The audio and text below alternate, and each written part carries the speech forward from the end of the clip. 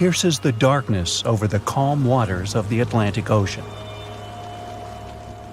The Titanic is quietly making its way through the waves, its passengers asleep, when suddenly a monstrous white shape is caught in the light beam.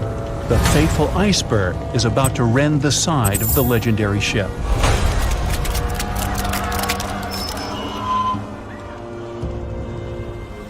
April 14, 1912, only 2 days before someone will take a photo of a giant iceberg with a pretty unusual elliptical shape. It turns out that this iceberg most likely formed out of snow that fell 100,000 years ago. Researchers used computer modeling to figure out its origin. They used data from 1912 and added some new information about winds and ocean currents. They concluded that the iceberg was probably a part of a small cluster of glaciers in southwest Greenland. These days, it's possible to calculate the routes of such icebergs in any given year in the past. So the infamous chunk of ice was on its way from Greenland to an area further south from Cornwall. If the ship had passed through that region only 2 days later, the iceberg would have moved far away from the point where they met. At first, the weight of the most well-known iceberg in the world was 75 million tons. With time, it started to slowly melt away. And when it sank the Titanic, its weight was only 1.5 million tons. By the time of the collision, it had probably been melting for months, but it was still a true monster. When the Titanic sank, the iceberg was 400 feet long, and more than 100 feet of its surface was above the water. Some people believe it was a supermoon that caused the Titanic to sink. That night, there was a rare lunar event. It hadn't happened for 1,400 years. In normal conditions, the iceberg wouldn't have traveled so far south without melting and losing the largest part of its mass. But the supermoon could have been the reason for an unusually high tide that pulled the iceberg away from the glacier way faster than usual. There's a specific type of bacteria that slowly consumes the remains of the Titanic. Salt corrosion, ocean currents, freezing temperatures, plus this rust-eating microorganism might consume the entire wreckage. American actress Dorothy Gibson was aboard the Titanic. She survived, and when she arrived in New York, she started filming a movie called Saved from the Titanic almost right away. The movie was released only a month after the Titanic sank, and in the movie, she even wore the same shoes and clothes she had during the actual disaster. The movie was a big success at that time, but the only known copy was destroyed in a fire. 14 years before the Titanic sank, a novella called Futility had been published, and it seemed to have predicted the whole event. The plot centered around a fictional ship called the Titan that sank during its voyage. The Titan was almost the same size as Titanic, and they both went to the bottom in April. The reason was hitting an iceberg, too. Both the real and fictional ships were described as unsinkable, and both of them had the legally required number of lifeboats, which, as it turned out later, were nowhere near enough. We've seen it in the movie, but there were some real-life love stories happening on the Titanic, too. 13 couples even took a trip on the Titanic as part of their honeymoon. One of the couples owned Macy's department store in New York. Once it became clear the Titanic was rapidly sinking, the woman refused to go into a lifeboat without her husband. But he didn't want to join her while there were still women and children who he thought had to go first. Then his wife gave her coat to her maid. She insisted that the maid should get into the lifeboat, and she wanted her to be warm. As for the woman herself, she decided to stay with her husband till the end. Some people believe Titanic sank because of a mummy, not an iceberg. It all started around 1000 BCE with a mysterious woman who lived in Egypt, in the City of Thieves. People knew little about her, but they called her a priestess. Her mummy was put in a wooden sarcophagus and covered with a large lid with the image of her face and some mystical inscriptions. This place had been hidden until the first half of the 19th century, when a group of locals accidentally came across it. They disturbed her peace. No one knows how, but the mummy disappeared that day without a trace. A couple of decades later, a group of rich friends from England traveled to Egypt and found the empty mummy casket with the image of the priestess, whose dark eyes seemed to be looking into the void. They decided to buy it, but the buyer disappeared the same night before he even got the case. All members of the group had some accidents. The casket changed its location a couple of times until it, as some believe, ended up on the Titanic. It took more than 70 years for a robot submarine to find the ruins of this legendary ship. The wreck lies nearly 13,000 feet under the surface of the Atlantic Ocean, split into two halves. Why did the liner break apart? No one knows exactly.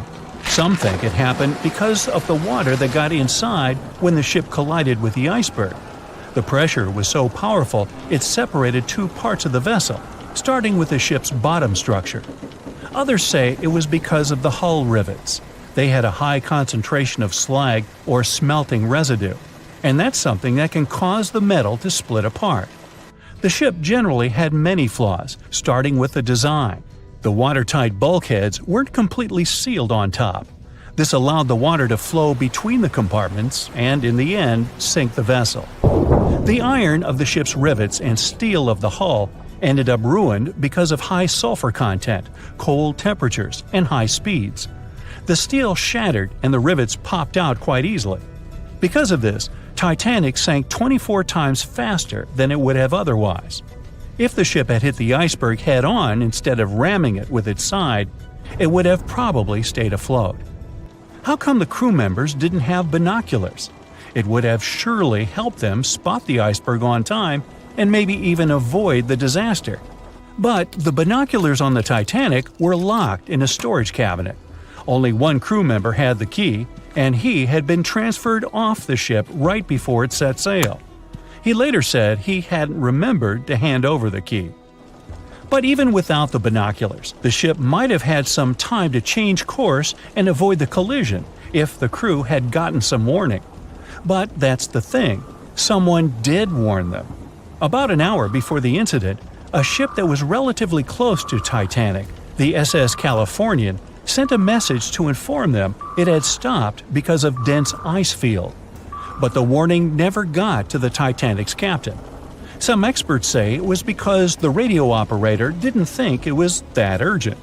And later, the SS Californian said they didn't get a call for help from the Titanic because their radio operator was off duty. Some say the crew on the Titanic couldn't spot the iceberg on time because of an optical illusion. Atmospheric conditions that night probably caused super refraction, which could have camouflaged the berg. After all, no one actually saw the iceberg until it was too close to the ship to somehow avoid the crash. Not even a whole minute passed between the moment they saw the iceberg and the collision. It was only 37 seconds, and it took Titanic 2 hours and 40 minutes to disappear below the ocean's waves. They were on their way to the New World when a rendezvous with an iceberg crushed all of their dreams and hopes. There was panic and tears and heartbreaking goodbyes, like that of Jack and Rose. Or was there? Let's see how well you know the real story of Titanic. The love story of Jack Dawson and Rose DeWitt Bukater was inspired by true events. What do you say? Is it a myth or a fact?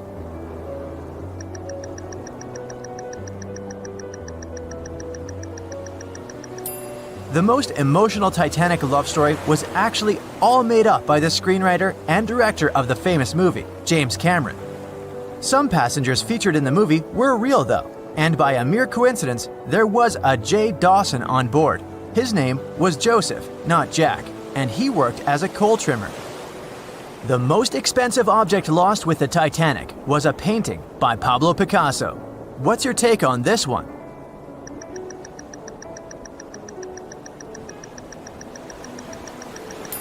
It's a myth. Another one given to us by the famous movie. The most valuable item that went down with the Titanic was probably a Mary Joseph Blondell painting, created in 1814.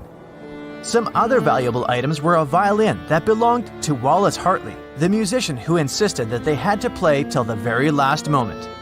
There was also a 1912 Renault Type CB Coupe de Ville that would now cost millions of dollars, a handwritten manuscript by Joseph Conrad, first edition essays by Francis Bacon, 5 Steinway grand pianos, and, of course, some fine china plates and cups and first-class passengers' jewelry. The Titanic was the largest and the most luxurious passenger ship of its time. Does it sound real to you?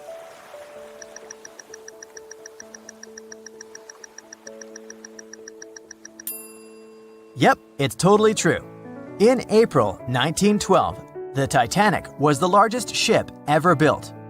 It was 882 feet long and had a maximum passenger capacity of 2,435 people. That's not a lot compared to the largest cruise ship of today, the Symphony of the Seas. It's just a bit longer than the Titanic, but has more than double the passenger numbers. And yes, no other cruise liner has probably beaten the Titanic in terms of luxury to this day. It costs more than $200 million to build in today's money. The tickets were also quite expensive. Duh! First-class tickets ranged in price from $1,700 in today's money for a berth up to $50,000 for one of the 2 parlor suites. Second-class tickets were $700. Third-class passengers had to pay between $170 to $460. Most of the passengers of the unsinkable ship managed to survive. True or false?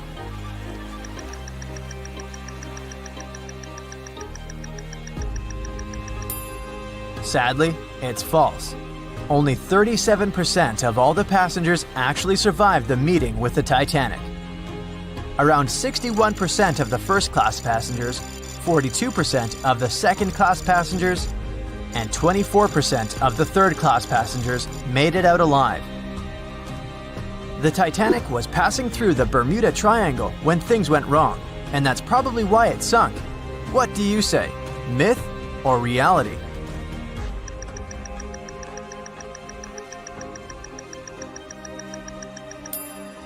It's 100% a myth. The Titanic never even came close to the Bermuda Triangle.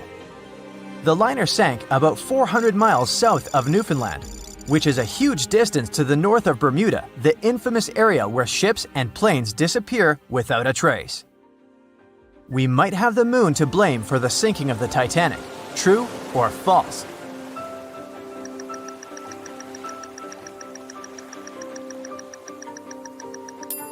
This one is true. The moon heavily affects the tides on Earth. The closer the moon is to the Earth, the stronger the tides are because of the increasing gravity of our satellite. Back in 1912, the moon was so close it made several glaciers in Greenland break apart. Massive chunks of ice that broke off from the glaciers started floating south. The supermoon event came just 6 minutes after a spring tide, the alignment of the moon, the sun, and the Earth that makes their combined gravity reach its peak twice a month. And the day before, our planet had come the closest to the sun that year, which made the gravity even stronger. This mixture of events created perfect conditions for one of the most powerful tides in history. Icebergs breaking off from Greenland's glaciers drift off to the coastal waters of Labrador and Newfoundland, where they often run aground. To move on, they need to either melt and become lighter or catch a high tide that would carry them further. The 1912's tide was as high as it gets. So they shifted many shipping routes south because of the huge amount of icebergs. But not the Titanic, of course, as they believed it was unsinkable. It took 4 hours and 40 minutes for the Titanic to sink. What do you say?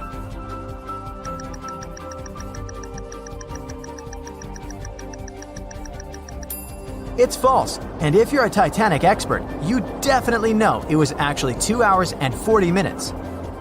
And this was slow enough, given the damage caused by the iceberg. It didn't sink faster, thanks to the ship's construction. There were 16 watertight compartments in the lower part of the ship. They worked as a lifeline. When the iceberg crashed into the hull, it broke into 6 boxes. The Titanic could have stayed afloat only if 4 compartments had been damaged. water filled the first 6 compartments within 1 hour. During this time, the ship tilted slightly to the right side. Then, water began to flood the 7th box when all 6 boxes were filled. And from that moment, the sinking rate was growing with every second. The ship's bow sank under the water, and then the stern filled up. One of the leading reasons for the Titanic tragedy was signal rockets. True or false? What's your take on it?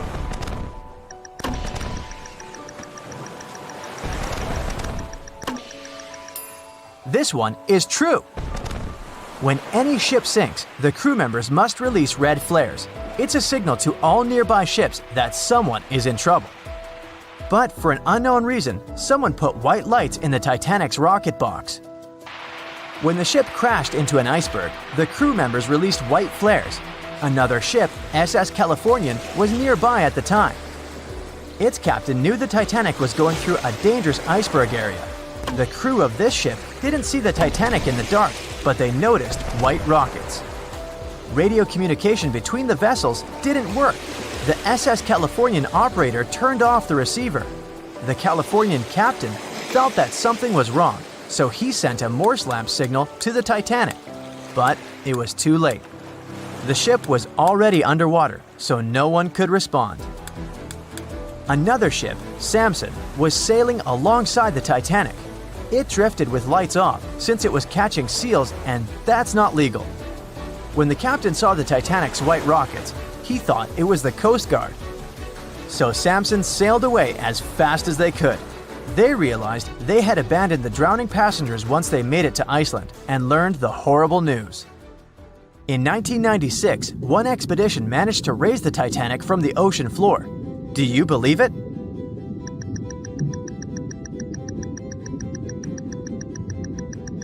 If you don't, you're right. There were different ideas on how to raise the Titanic, from doing it with compressed air to putting it in wire mesh and covering it with liquid nitrogen, or using giant magnets. The only real attempt to raise the Titanic was made in 1996, and it failed dramatically. The expedition's goal was to lift a part of its hull, weighing about 21 tons. It would still have been the largest piece to see the sunlight again, if the operation had succeeded, that is. They lowered 4 large bags filled with diesel fuel to the bottom of the ocean and attached them to the hull plate. Then, the fuel bags were released and they started lifting the pieces on their own. The plate was about 200 feet below the surface when the weather got rough. The expedition members decided to tow the part to calmer waters around 80 miles away. Long before they reached the towing destination, half of the plate broke off and sank to the bottom again. 2 of the lifting bags seemed to have broken loose, and the hull went down. The Titanic will most likely crumble to dust halfway up if someone tries lifting it again. So, how many correct answers do you have? Let me know in the comments below. On April 10, 1912, crowds gathered at Southampton Beach to wave off what was, at the time, the world's largest and most prestigious ship, the RMS Titanic. The cost of the most expensive first-class parlor ticket was $4,350. That's around $70,000 in today's money. But barely 5 days after steaming away, the ship was swallowed by the Atlantic Ocean. So let's rewind and go back to what actually happened on that fateful night. The captain wanted to set a speed record for the ship's maiden voyage and arrive early. The ship was deemed unsinkable, so he went full throttle into the dark Arctic waters. After spotting the 100-foot iceberg, the crew desperately tried to steer the vessel away and avoid the collision, but the Titanic was traveling too fast, and the iceberg tore down the side of the ship, creating a huge opening in the hull. It wasn't a continuous rip, and damage was caused in several places. In total, the damage spanned along an area of around 300 feet. But the ship's designers had prepared for the prospect of a collision and added watertight compartments down each side of the ship to act as a buffer zone. 4 of these compartments could be breached and the ship would still stay afloat. But because the iceberg tore down the side of the Titanic, it ripped holes in 6 compartments. The compartments didn't extend up the total height of all decks and weren't actually sealed at the top. This is why, when more than 4 were flooded, water reached over the top of the bulkheads and filled the remaining compartments, causing the ship to sink into the ocean. Think of it as water spilling over an ice cube tray. But what if the collision was head-on? Would it still have sunk? Ships are designed with potential crashes in mind, and most vessels have collision bulkheads in the bow. Most of all, it's like your car's bumper or crumple zone. It's a safety feature that can withstand a direct hit. The bow could have taken some of the impact, and some experts have suggested that if it hit head-on, only 2 to 4 of the watertight compartments would have been flooded. So, in theory, the Titanic might not have sunk, and it might have even been able to continue sailing to its final destination at a much slower speed. The force of impact would likely have been huge, though. But although passengers would have been injured by the force, they'd have been able to stay on the ship to wait to be rescued by other ships, rather than being forced into the icy waters of the Atlantic. Still, one of the Titanic's designers, Edward Wilding, suggested that the force of the impact might not have actually been that big. He told the British Inquiry that lots of people scarcely felt the collision, and he believed the ship would not have sunk if it did hit the iceberg head-on. The ship was also designed with remotely operated watertight doors between all compartments, so any floods could have been quickly sorted out. Because Titanic had 6 breaches from the side collision, and because it happened so quickly, sealing the doors wouldn't have made a difference, as it was essentially impossible to save it by that point. The ship immediately began to flood, with water pouring in at a rate of roughly 7 tons per second, 15 times faster than it could be pumped out. So, while it sounds like the Titanic would have survived had the ship hit the iceberg head-on, this idea does come with some issues. First off, the collision bulkheads were designed to survive a crash with another ship, not a giant iceberg. If 2 ships collided, both would absorb some of the impact in their bulkheads, sharing the impact and likely staying afloat. But an iceberg is stationary, meaning that Titanic would absorb most of the energy from the collision. If Titanic hit head first, because of the speed it was traveling, the impact would have likely traveled down the whole body of the ship. Just imagine a 46,000-ton ship traveling at around 20 knots. At some point, it hits an iceberg that weighs what could be over 100,000 tons. This collision would likely create a powerful force causing massive damage to the vessel. It is likely that seams would split, staircases would come tumbling down, and rivets would burst open across the ship. All that would have potentially flooded even more compartments. This could have caused Titanic to sink in a matter of minutes rather than hours. But that's just the tip of the iceberg. As we all know, the biggest part of it is hidden underwater. So if Titanic had been traveling head-on, it's likely it would have hit the part of the iceberg below the water first, which would send it veering off course. Hitting an iceberg is not like hitting a brick wall.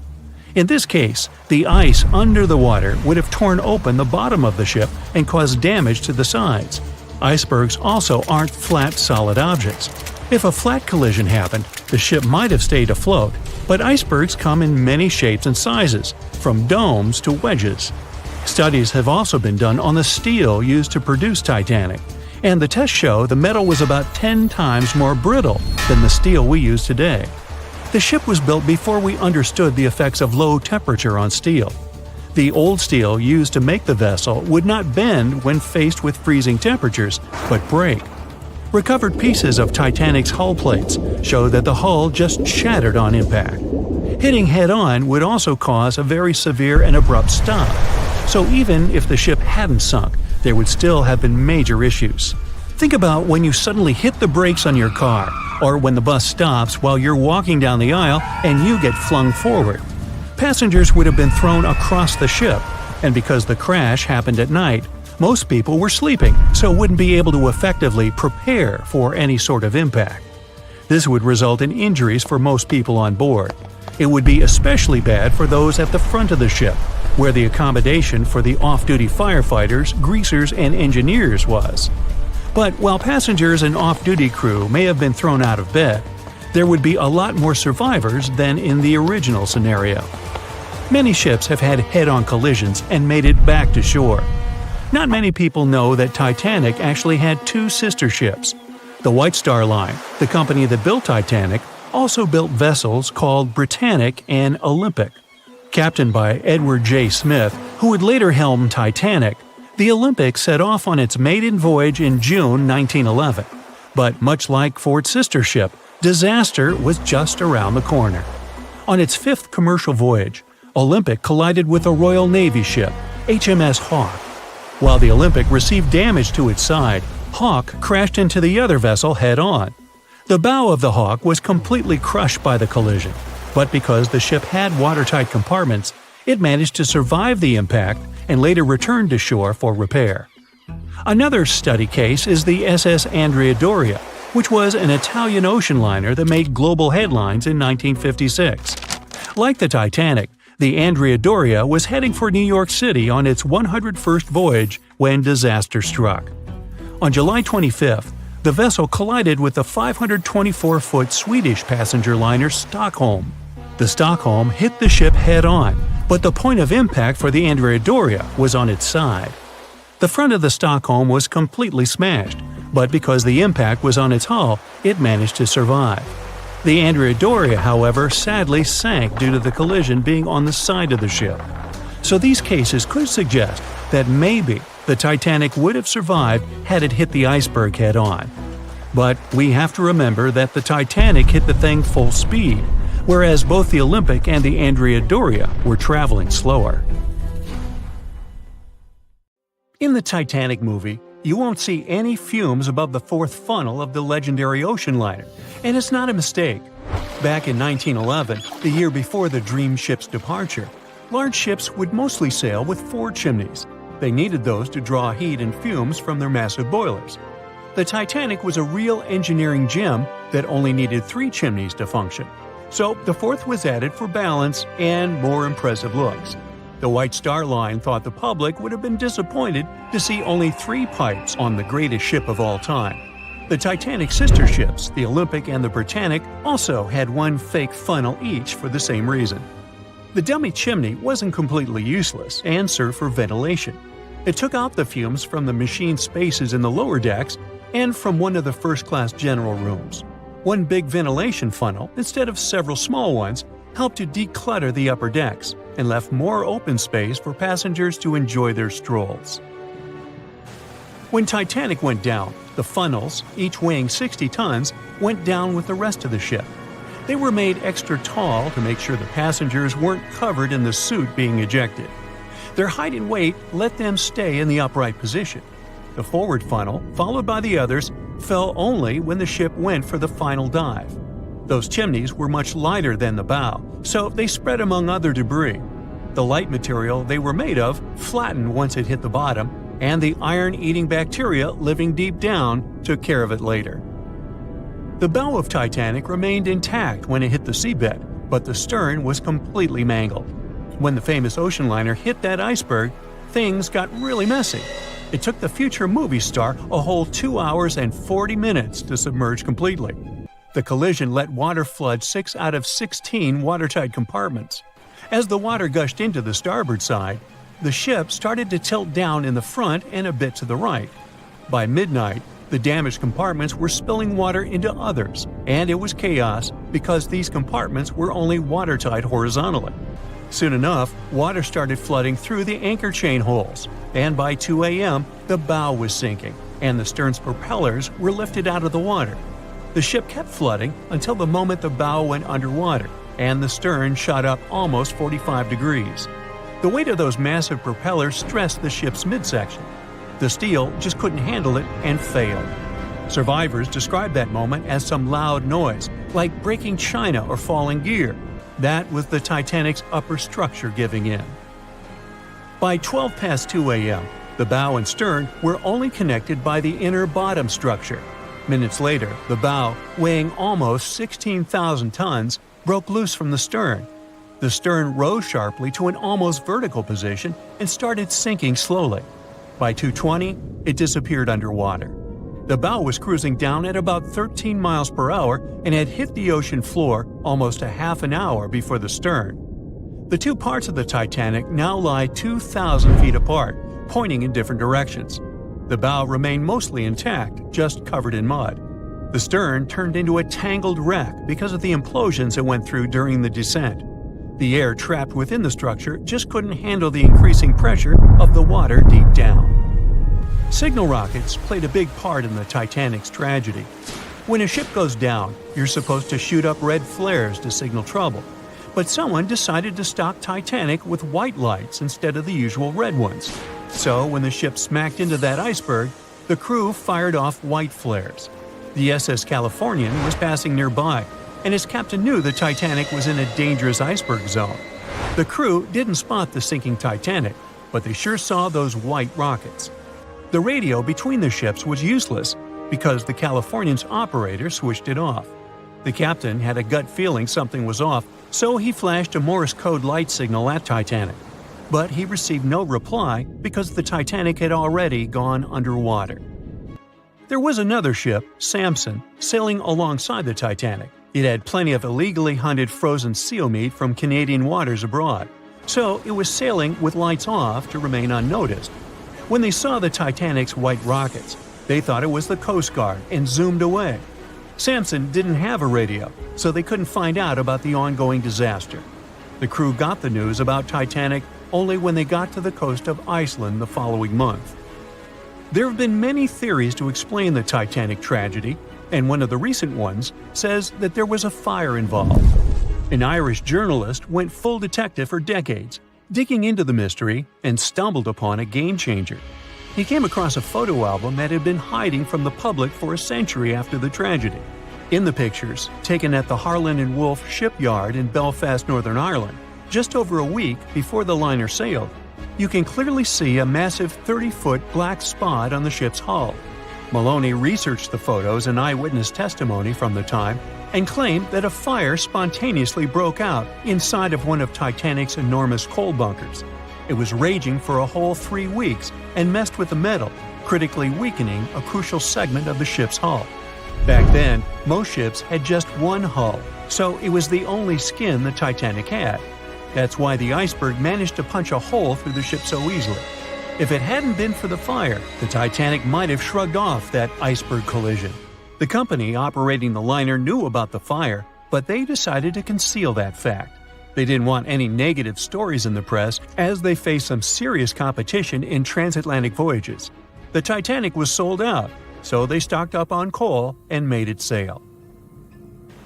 The moon might have also played a role in the sinking. Our satellite heavily affects tides on the Earth. The closer it is to our planet, the stronger the tides are because of the increasing gravity of the moon. Back in 1912, the moon was so close it made several glaciers in Greenland break apart. Massive chunks of ice that broke off from the glaciers started floating south. The supermoon event came just 6 minutes after a spring tide. During new and full moons, the alignment of the moon, the Earth, and the Sun makes their combined gravity reach its peak. And the day before, our planet had come the closest to the Sun that year, which made the gravity even stronger. This mixture of events created perfect conditions for one of the most powerful tides in history. It created the perfect conditions for the icebergs breaking off from Greenland's glaciers to move freely. Opponents of this theory say that the difference in tidal force wasn't actually that big, and it couldn't have been the main cause of the sinking. The iceberg tore down the side of the ship, leaving a huge opening in the hull. It wasn't a continuous rip, and damage was caused in several places. Some experts believe the ship would have survived the iceberg if it had hit head-on. The Titanic had watertight compartments designed to prevent flooding in case of a collision. Only the first 3 or 4 of these compartments would have been flooded. This could have helped save a lot of lives. Supporters of this theory put the blame for the disaster on First Officer William Murdoch. Huge, fast-moving ships don't just turn in a matter of seconds like a speeding car. It takes minutes. When Murdoch realized the collision was inevitable, he tried dodging left to avoid a direct hit. But despite his efforts, the ship still collided with the iceberg. You know the rest. Can you guess how many theories of the Titanic's sinking exist? Right, loads, including a theory of my own, which I'm going to share with you today. And then you can decide which one seems most likely to you. One Piece theory. The very first version of the events was the One Piece theory. It's very simple and basically claims that the sinking happened without any breakups. 2:15 a.m., the ship collides with an iceberg. 2:18 a.m., the lights go out. The ship reaches an angle of 45 degrees and then quickly begins its final plunge into the ocean depths. 2:20 a.m., only about 3 minutes later, the RMS Titanic disappears under the surface of the ocean for good. The liner doesn't break, it just goes down as a whole piece. Of course, this can't be true. In April 1912, the Titanic was not only the largest ship in the world, but also the largest ship ever built. It's hard to believe that such a heavy vessel could have gone down without breaking. That's just impossible. Well, I mean, you can't blame the theorists. Before we found the wreckage, there were no other theories. Wait a minute, or were there? The day after the disaster, the survivors gave their interviews. They talked about what had happened, and some of them claimed that the ship had actually broken in two when it had been flooded. For example, Jack Thayer, a 17-year-old boy, outlined the sinking as he remembered it, and L.D. Skidmon drew a sketch based on his description. The picture clearly showed the ship breaking in half. But no one believed Jack or other witnesses. There was no evidence, so their claims were received with a grain of salt. But in 1985, things changed. First, breakup theory. That's when Robert Ballard found the wreckage of the Titanic in the depths of the ocean. When people saw the wreckage, it became clear that Jack and the other survivors had been right. The Titanic did indeed break in two when it sank. So it's time for a new theory. 2:15 a.m. The keel breaks, the starboard list eases, and the hull continues to bow and crumble. 2:17 a.m. The galley sections break off. The towers immediately drop under their own weight. The lights go out. The stern is pulled into the air. The bow breaks off and starts sinking. The aft is barely hanging on to the starboard side of the stern section superstructure. The stern section slowly lists over to port as it begins sinking again. It rises up one last time and pivots in a semicircle as it sinks. It all sounds pretty convincing, right? But people began to find plot holes in this theory. For example, the Titanic couldn't have held together until it reached such a high angle. The breakup would have had to begin much earlier. This only meant there was still a vast field for research and speculations. So people started to come up with their own possible scenarios. How about we look first at the ones no one likes? V-brake and Aaron 1912 V-brake. According to the first breakup theory, the Titanic reached a high angle, and the weight of its unsupported stern caused it to crack from the top down. But it's physically impossible. So, are there any other ideas? In 2006, Roger Long, a naval architect, decided to research a so-called V theory. 2:17 a.m. The breakup begins at a shallow angle, perhaps as little as 11 degrees. The upper structure fails and starts to crack. At this moment, only its double bottom is holding the Titanic together, but it starts to bend under the strain too, failing the ship. Water is pouring through the crack. It increases the weight in between the two sections, bending the Titanic the other way and pulling it into shape somewhat resemblant to the letter V. The upper decks get mangled and bent together. The bow heads for the bottom, and the stern is the last to sink. This theory has since been disproven many times, though. Roger Long believed it because the broken edges of the upper decks in the Titanic's bow section were all mangled and crushed. However, we have learned that it happened because of the so-called hydraulic downburst, the force of the water crashing into the deck as the Titanic hit the ocean floor. Another V-brake theory states that the bow had risen out of the water after the break. This theory was mainly peddled by one former Titanic enthusiast. But not only has this theory been proved to be physically impossible due to the bow's incredible mass, it was also inspired by incorrect information. Remember Jack Thayer? Well, it was based on his sketch and the words of a couple of passengers. But the truth is, none of them had ever seen the Titanic break down like this. Jack himself even stated in an interview that the sketch was completely out of context to what he had actually seen.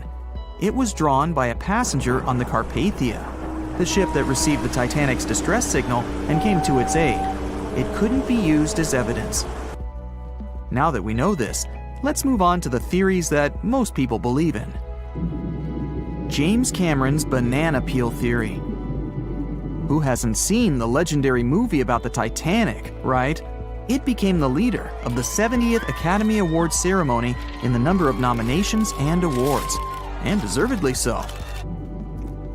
But did you know that James Cameron had been interested in the Titanic for many years and studied the ship's history?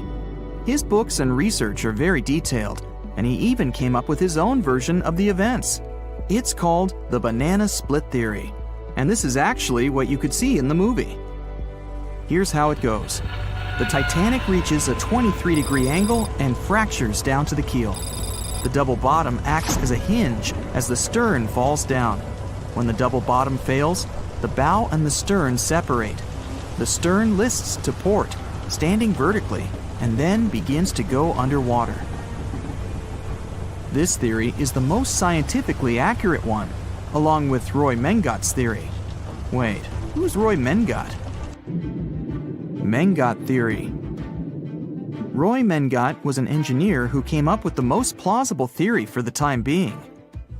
2:17 a.m. The lights go out on the Titanic. At this moment, the ship is at an angle of 20 to 23 degrees. Suddenly, the vessel snaps in two just around the third funnel. It causes the stern to settle into the water. The keel fails first. The draft and lower hull are crushed and break apart. Water surges into the bow and stern of the ship through the huge cracks, causing the bow section to sink beneath the waves.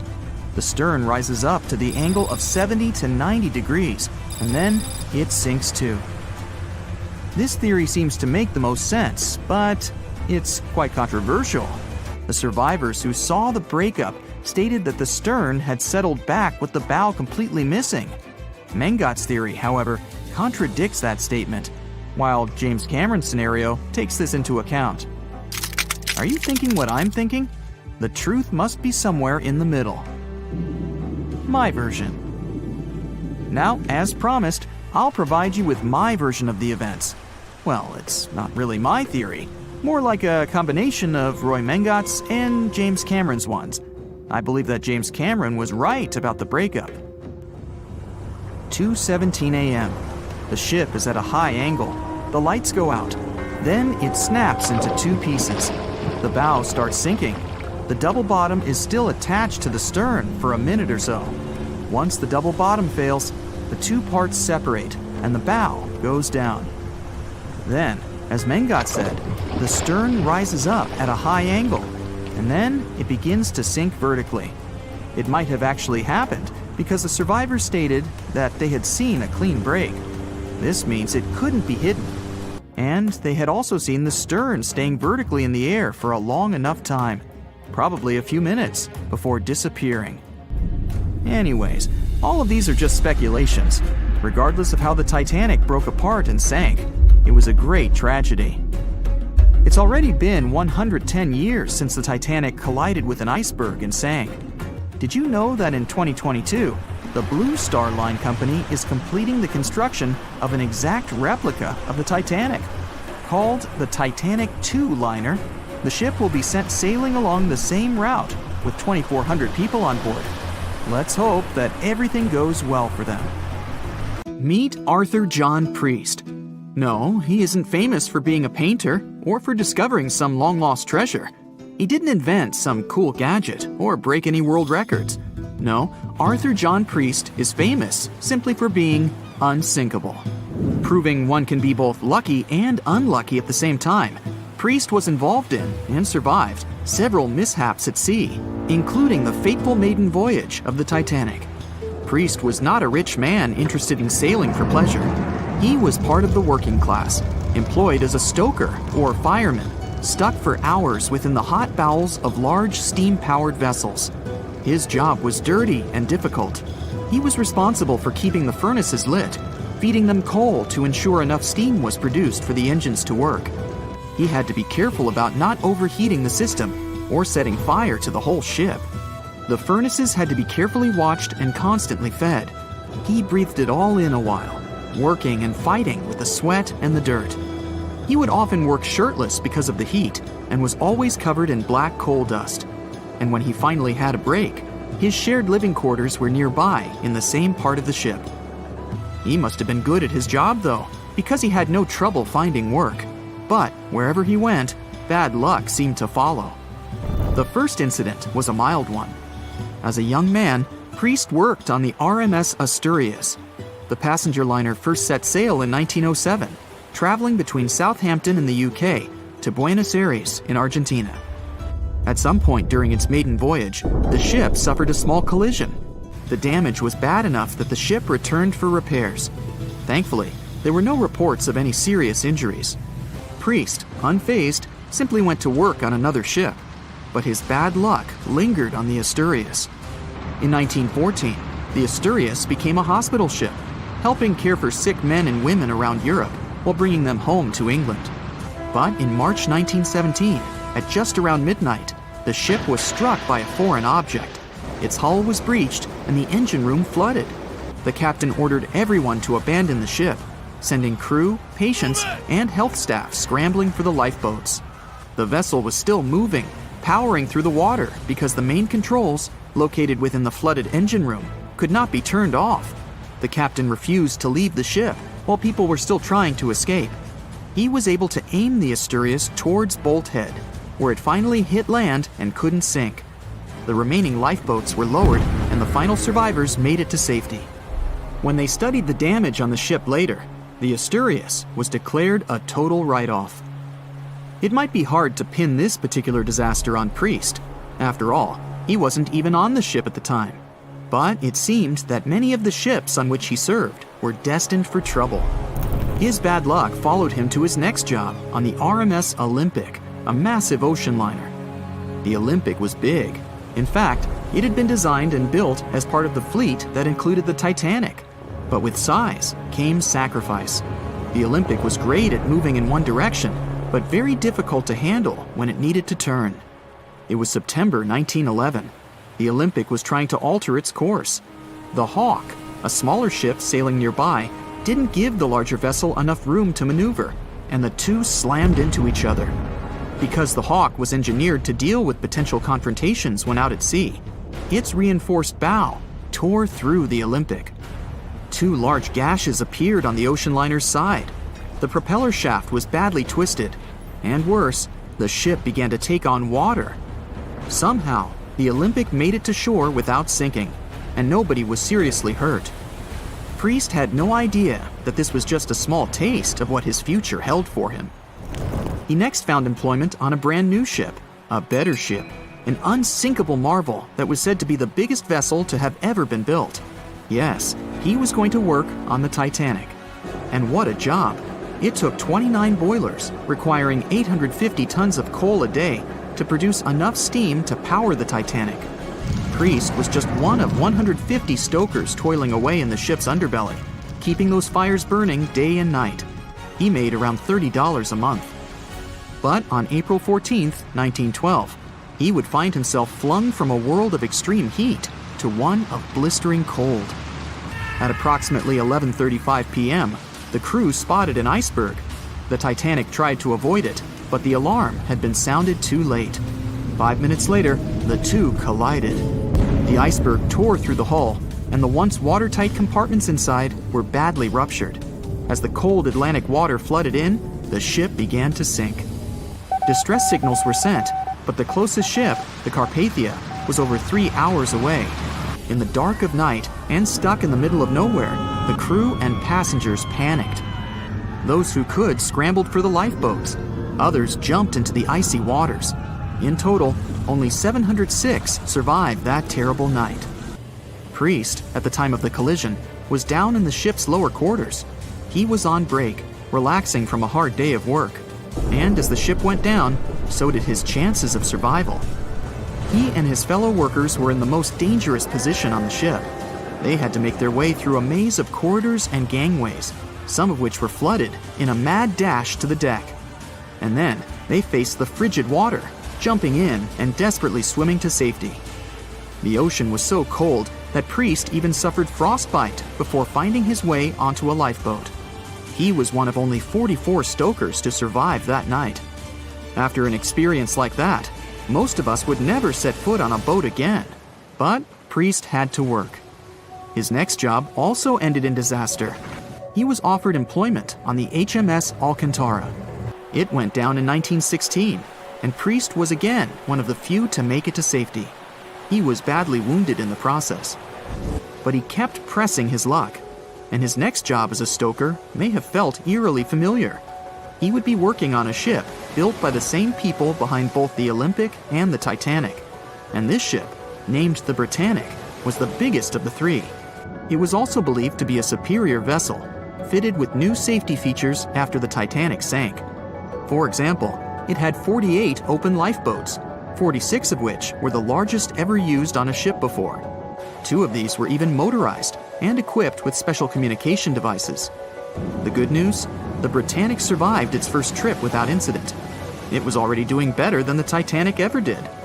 However, on November 21st, 1916, the Britannic was shaken by a loud explosion while traveling through the key channel in the Aegean Sea.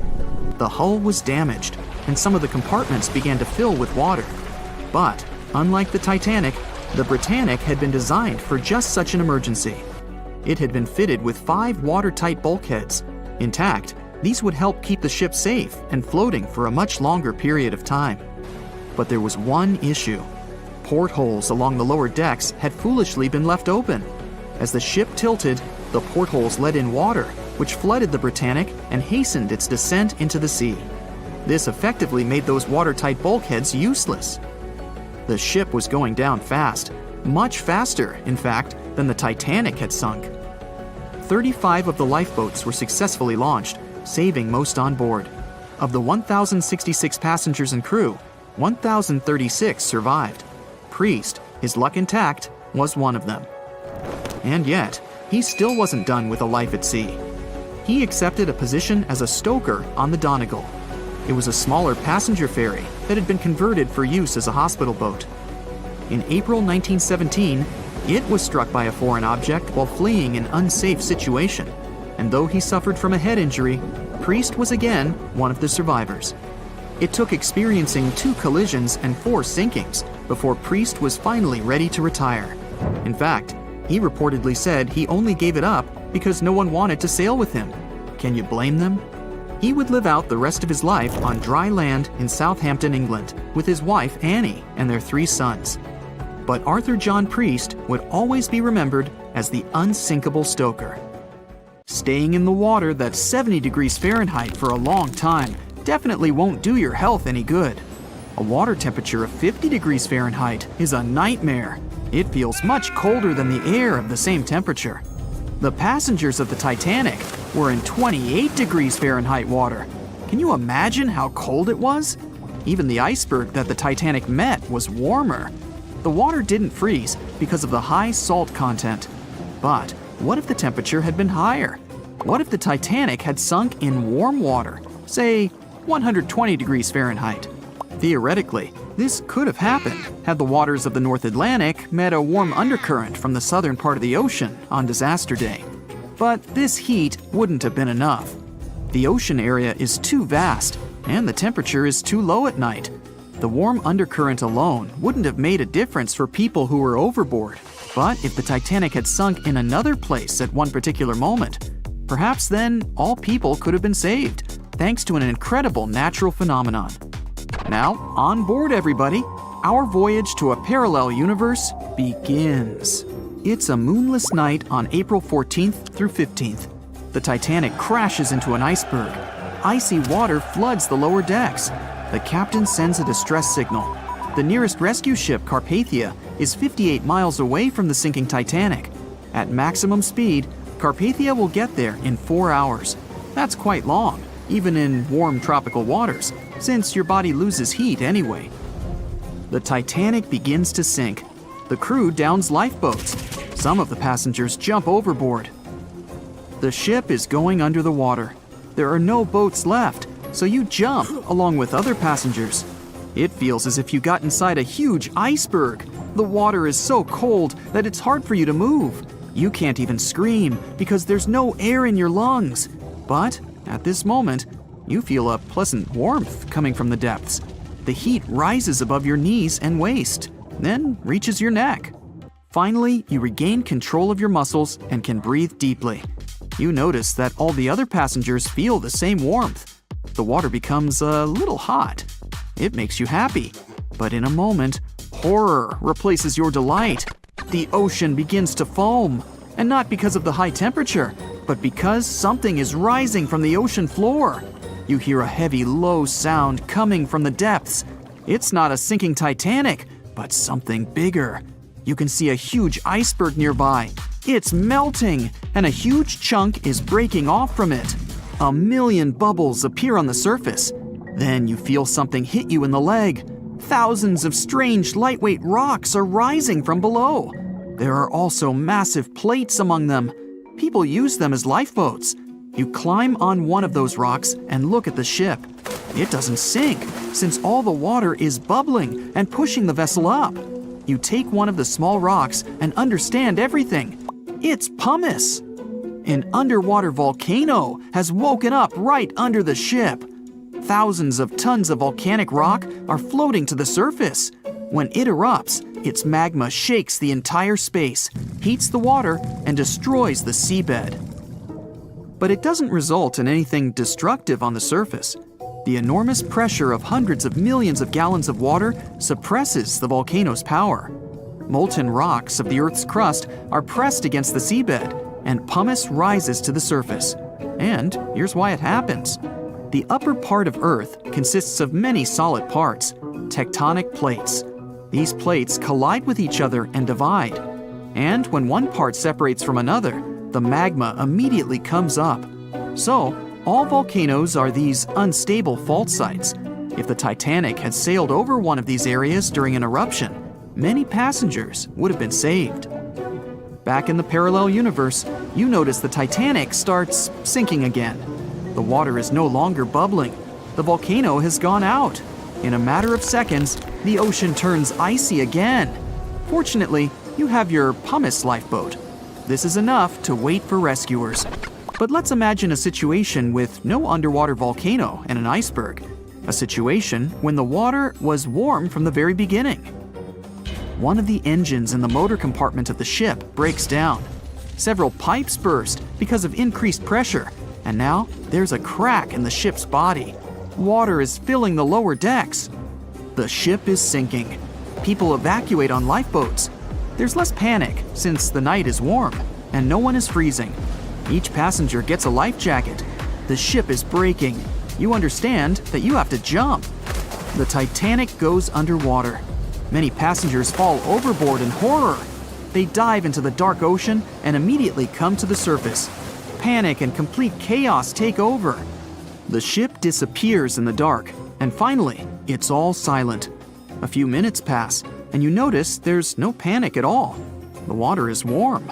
Almost all passengers have life jackets. Someone is floating on the wooden ship wreckage.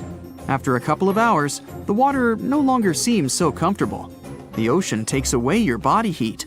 To keep warm, passengers swim closer to each other in a tight circle. Yeah, now it's quite possible to wait for another couple of hours till the rescuers come. People on lifeboats sail closer and take those who freeze on board. Passengers take turns, 20 minutes in the water, then 20 minutes in boats. It's essential not to take your clothes off.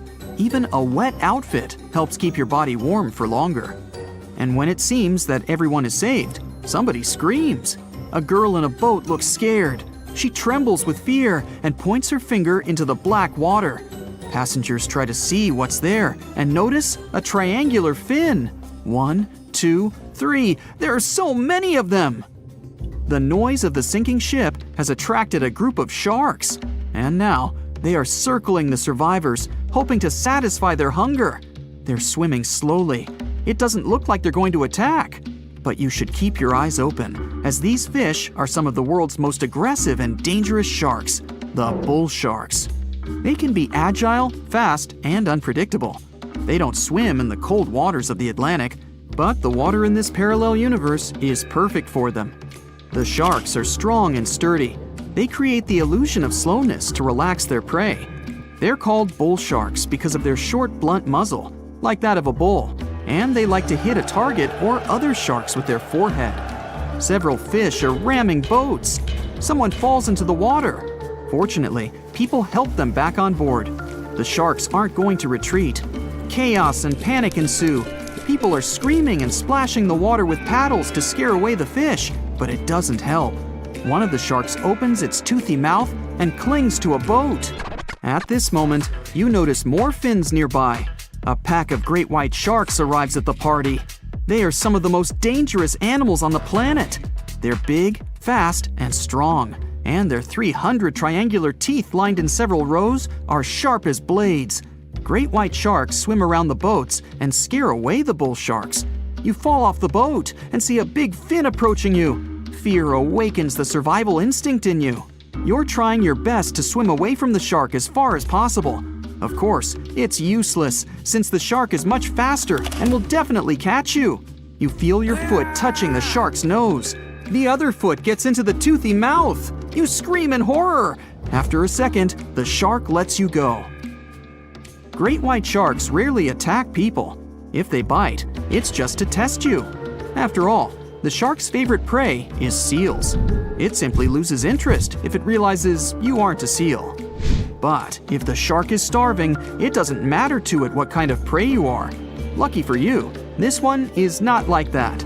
Those survivors in the boats have almost nothing to fear either. Great white sharks don't attack them. They can push boats slightly, but only to test them. The great white shark is swimming away from you. But a bull one appears, and it looks like it's hungry. The shark is swimming towards you, opens its mouth, and a loud ship horn penetrates the water. This is the RMS Carpathia that has come to the rescue. All the sharks swim away scared. All passengers are saved. Back in our universe, another ship that had been nearby could have saved the passengers much earlier. But that's another story. You know SOS, don't you? 3 dots, 3 dashes, and 3 more dots. It's an easy enough signal to tap out in Morse code. It means save our souls or save our ship. The crew of the legendary Titanic had been desperately trying to send this signal for 2 hours the night of April 14, 1912. There were other ships not too far from the spot where the iceberg took down the mighty Titan of the sea. But the call for help seemingly disappeared before it could reach them. The passenger ship SS Mount Temple did pick up a signal and try to respond, but the Titanic never got the answer. So what was silencing the ship's cries for help? Some unknown Bermuda Triangle of the North Atlantic? Consider this. Eyewitnesses say the sky was painted with a brilliant aurora borealis that cold, fateful night. Beautiful, yes. But on that day, the northern lights may have sealed Titanic's fate for good. You see, the aurora borealis forms thanks to geomagnetic storms. Sounds complicated, but those are basically fluctuations in the Earth's magnetic sphere. And what causes those is the sun itself. The magnetic sphere is like a protective bubble that surrounds our planet. It blocks harmful solar rays, winds, and other cosmic dangers from reaching us. Without it, life on our planet wouldn't be possible. Earth would look more like Mars. You also have it to thank for compasses pointing north. Experts know the Earth's magnetosphere affects navigational equipment, or disrupts it. Which brings us back to the Titanic. Recently, a published weather researcher named Mila Zenkova proposed a theory that solar flares, which provoked a geomagnetic storm, could have played a major role in the Titanic's untimely demise. Solar flares make themselves known on Earth all the time. Some people are especially sensitive to the magnetic storms they cause. These unlucky folks can feel weakness, fatigue, headaches, and even mood swings. On usual days, the pressure is the same on both sides. The magnetosphere blocks all the bad stuff, and we're all happy. But sometimes, explosions occur on the sun. They can be massive, Earth-sized. These flares shoot out a wave of charged particles that collides with the magnetosphere at high speeds. Our protective bubble then goes on the defense. It shrinks, deforms, and pushes those particles toward the poles. Enter those brilliant lights dancing above the Titanic that night. In the north, we know it as Aurora Borealis. In the south, Aurora Australis, or the Southern Lights. When the magnetosphere pushes those solar and cosmic particles toward the poles, they collide with molecules of different gases. That's why you get the range of colors. For example, oxygen can be green or red depending on the distance, and nitrogen is blue or purple. What multiple people saw that night was exactly this phenomenon, including the second officer from the rescue ship Carpathia. He wrote it down in the logbook before getting the distress call from the Titanic. But I'm getting ahead of myself. Auroras are a visible sign of a geomagnetic storm. Now, about navigational equipment. This applies to satellite and radio frequency devices. Remember, they didn't have iPhones back in the Titanic days, so the average person couldn't notice their gadgets going haywire. But navigational devices and wireless telegraph did exist and were actively used. Rewind back to the Middle Ages, when sailors noticed that, on some days, compasses wigged out. The arrows spun in all directions, and people back then had no idea why. It wasn't until the 18th century when French scientists found out that such problematic days occur at the same time as black spots appearing on the sun. Solar flares. The mystery was solved. Now, the Titanic had the most advanced, well-known radio equipment at that time. They tested it thoroughly to make sure it worked for distances up to 2,000 miles away. Titanics passed them all. On April 10, 1912, the massive liner left Southampton and set off for New York. The very next day, the crew started getting the first reports of drifting icebergs and ice fields. They put dots on the map to mark the coordinates and let out a sigh of relief. All the troublesome spots were north of the Titanic's planned route. But after a couple of days, the warnings were moving farther and farther south, encroaching on the majestic ship.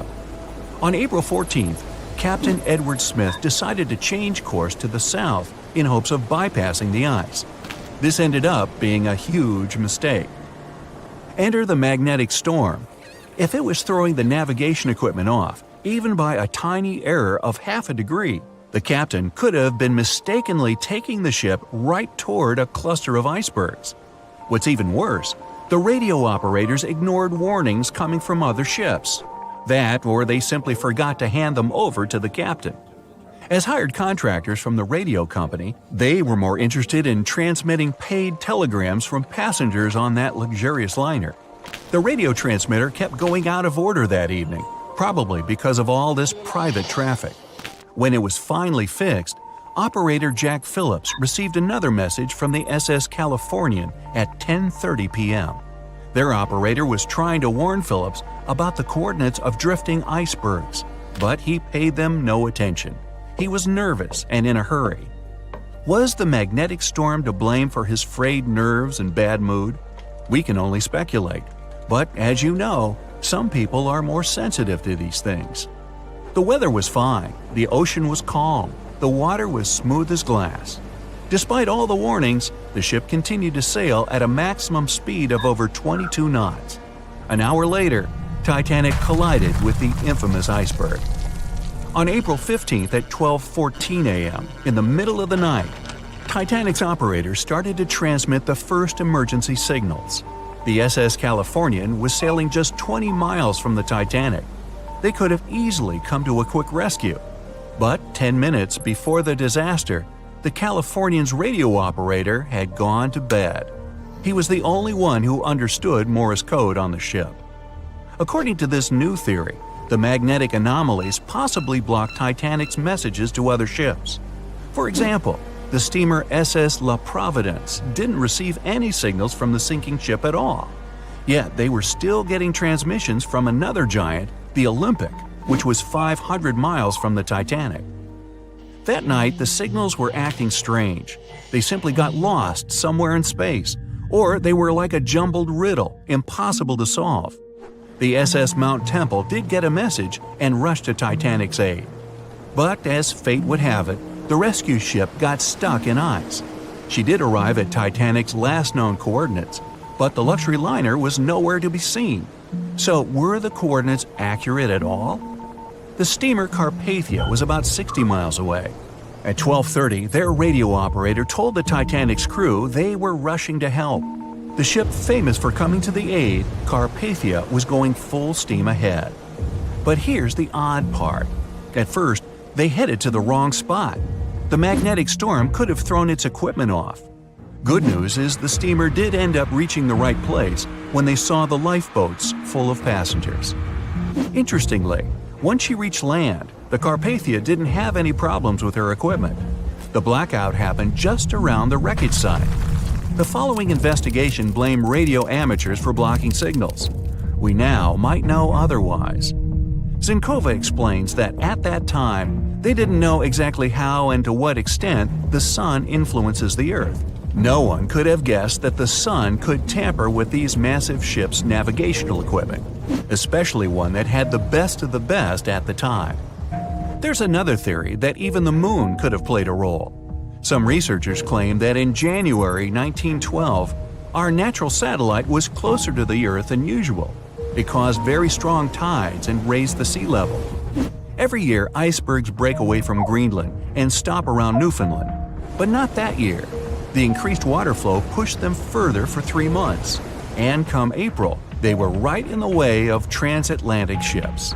Unfortunately, it was a recipe for disaster when it came to the mighty Titanic. No one could ever have imagined that the unsinkable Titanic would collide with an iceberg, except for one man, William Thomas Stead. Well, not directly, of course. It's not like he jolted out of bed one day, envisioning the fall of the Titanic. Rather, he wrote an empowering short story called How the Mail Steamer Went Down in Mid-Atlantic by a Survivor on March 3, 1886, 26 years before Titanic sank. Okay, let's do a super quick recap. Titanic was traveling from Southampton to New York in April 1912 in the North Atlantic. The ship hit an iceberg, and less than 3 hours later, it was completely underwater. Out of 2,208 people on board, just 706 survived due to the limited number of lifeboats and icy cold water. Another passenger ship, Carpathia, heard the distress call, picked up the survivors, and brought them safely to New York. The short story William Stead wrote was about Thomas, a British sailor, who got on a passenger liner bound for the U.S. At one point, the protagonist realized there weren't enough lifeboats for everyone on board the ship in case something happened. A couple of days later, heavy fog covered everything in sight. Luck was not on the liner's side, and it collided with a stray ship, just like Titanic struck an iceberg. Only 200 out of the 916 people made it safely to the U.S. The main character managed to survive by jumping into the water and climbing into one of the lifeboats. Now, you'd think that the story riled up everyone in the industry to add extra lifeboats on ships. But sadly, it received very little attention when it was published. Even more tragically, William Thomas Stead was on Titanic when it sank, and he didn't make it.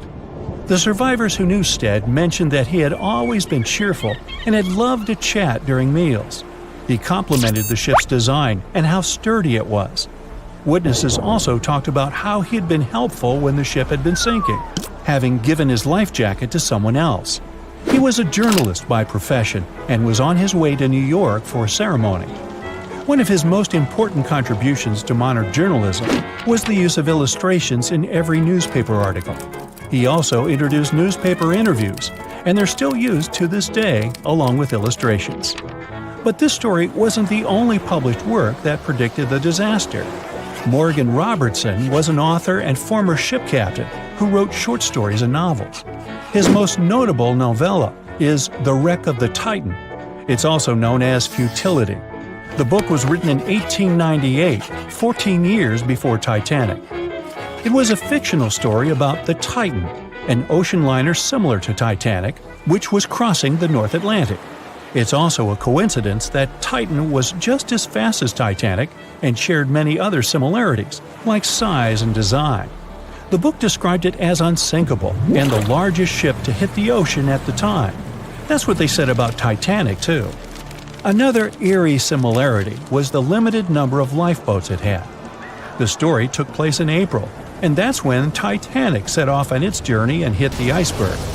The Titan story also mentioned that barely anyone had survived that horrible accident.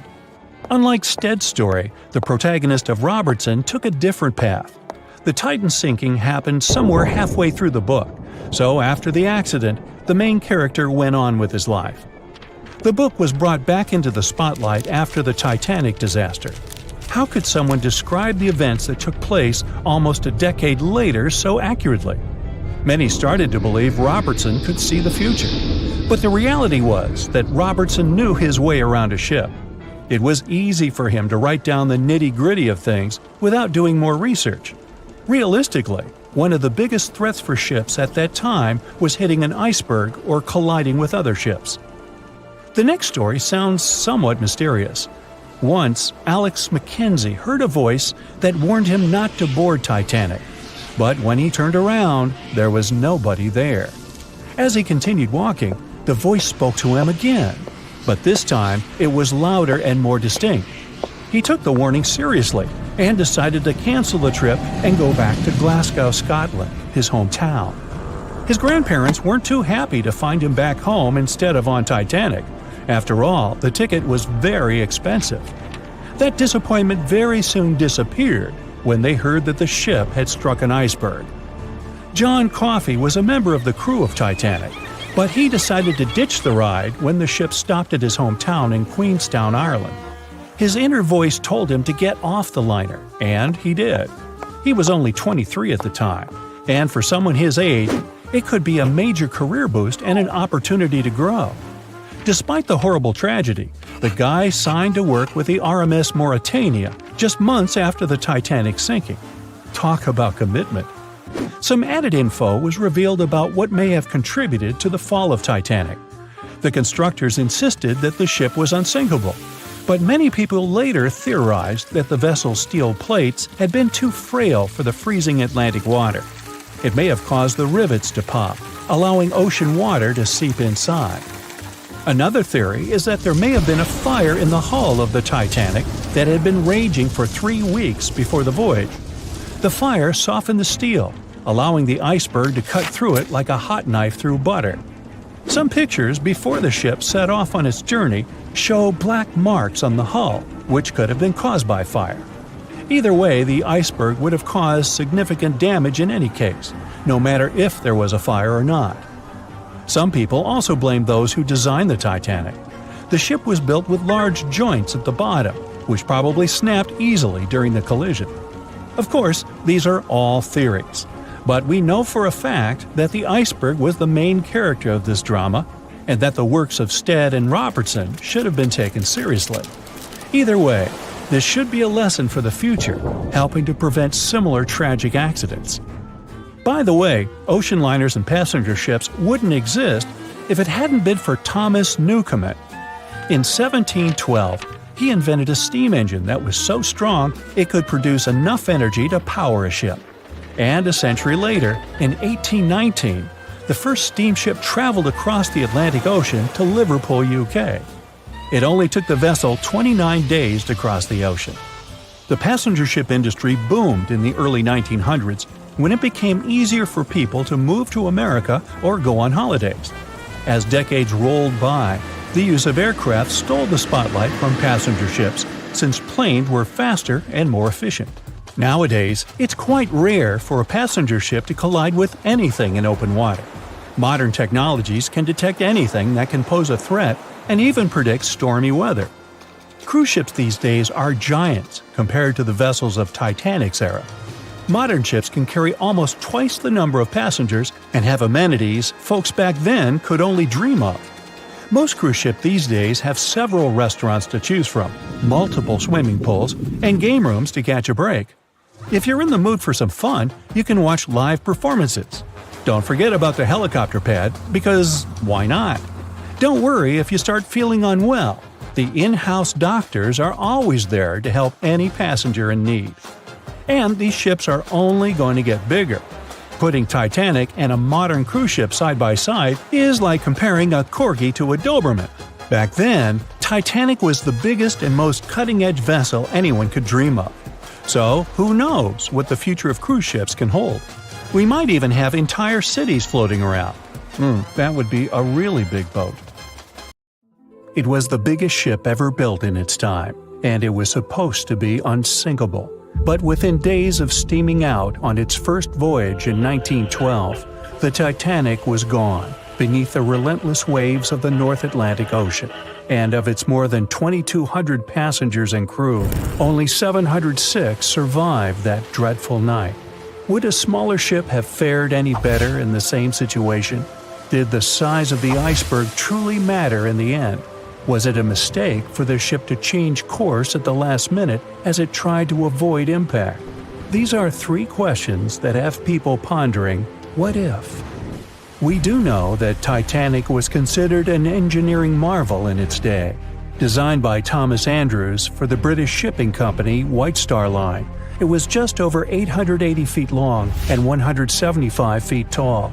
Built with abundant space for 840 staterooms, a swimming pool, a squash court, a gym, and 2 dining rooms. But it was below deck that one of its most impressive new features could be found. Titanic's hull was divided into 16 compartments designed to be watertight. Up to 4 of these compartments could take on water in the event of a breach, with the remaining 12 helping to keep the damaged ship afloat.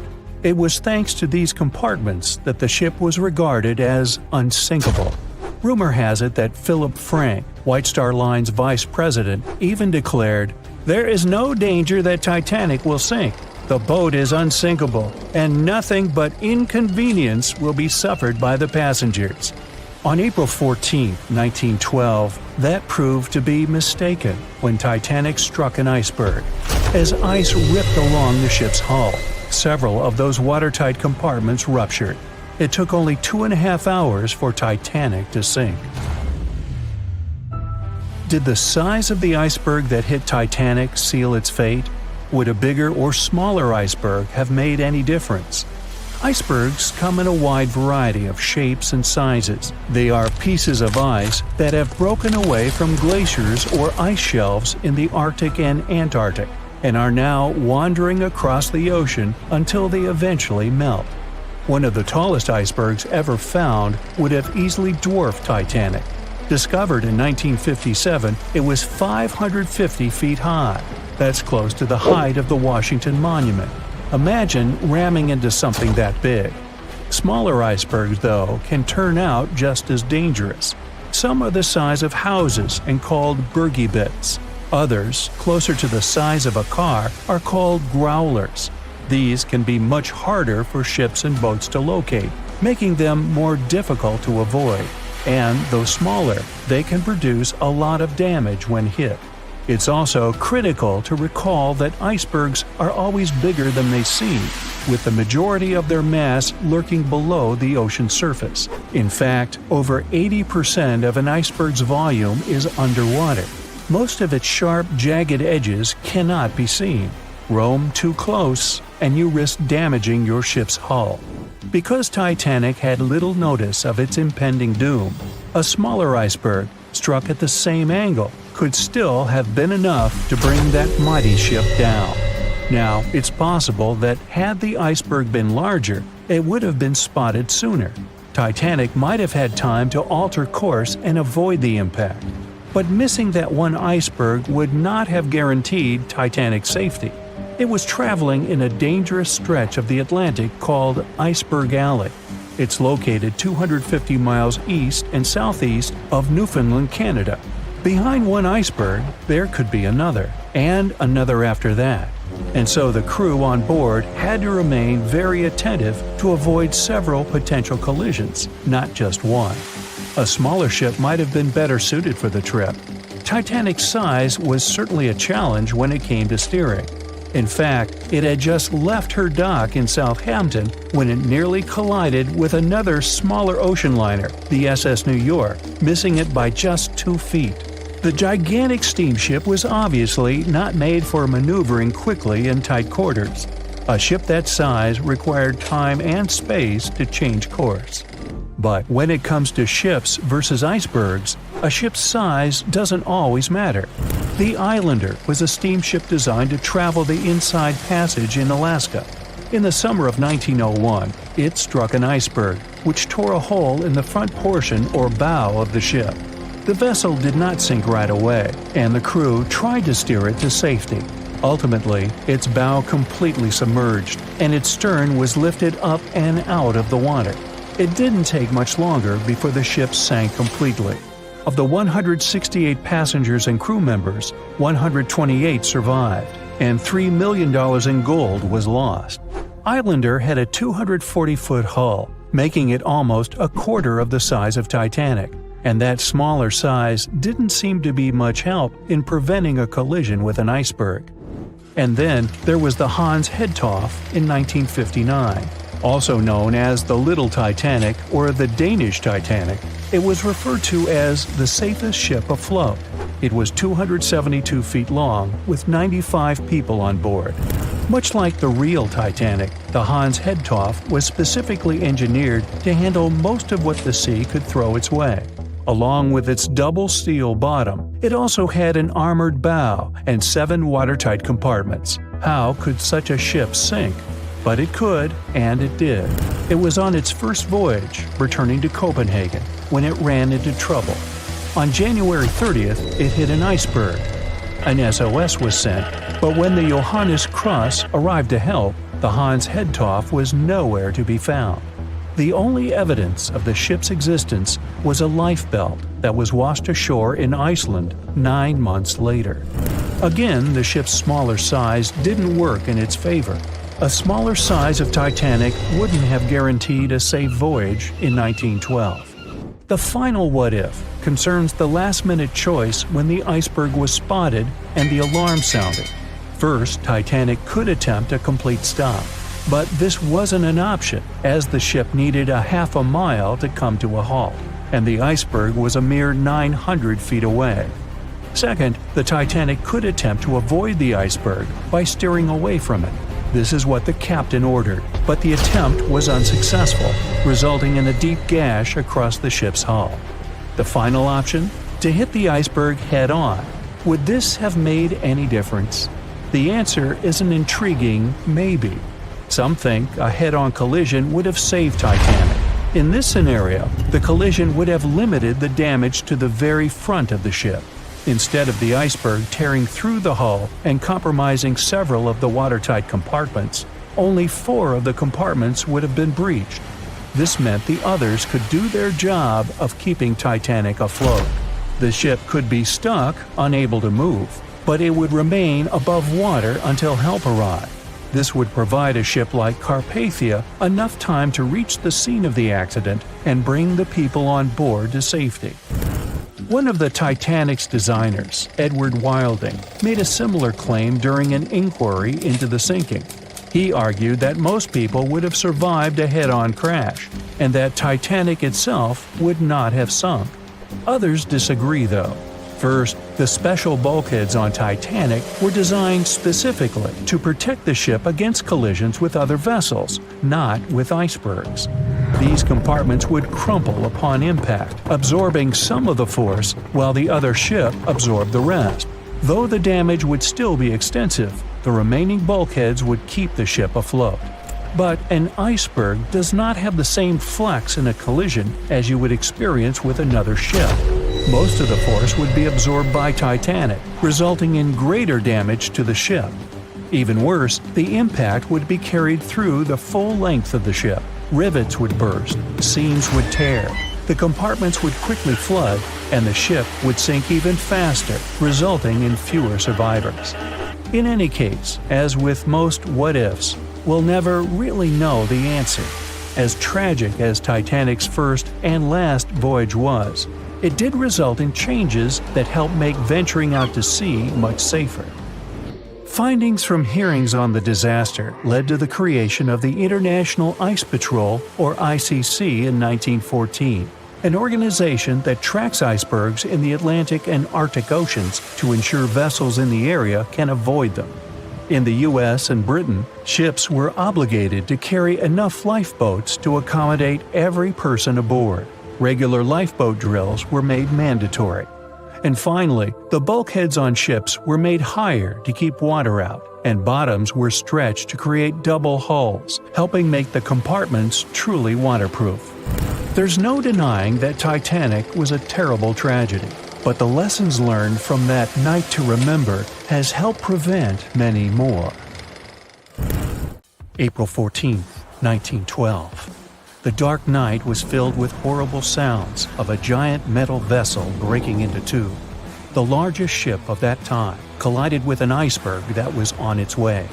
The Titanic, one of the biggest stories of the 20th century that people still talk about.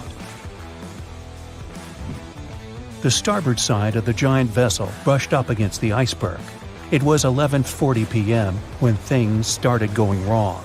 This iceberg caused enough damage for at least 5 watertight compartments in the hull to start filling with water.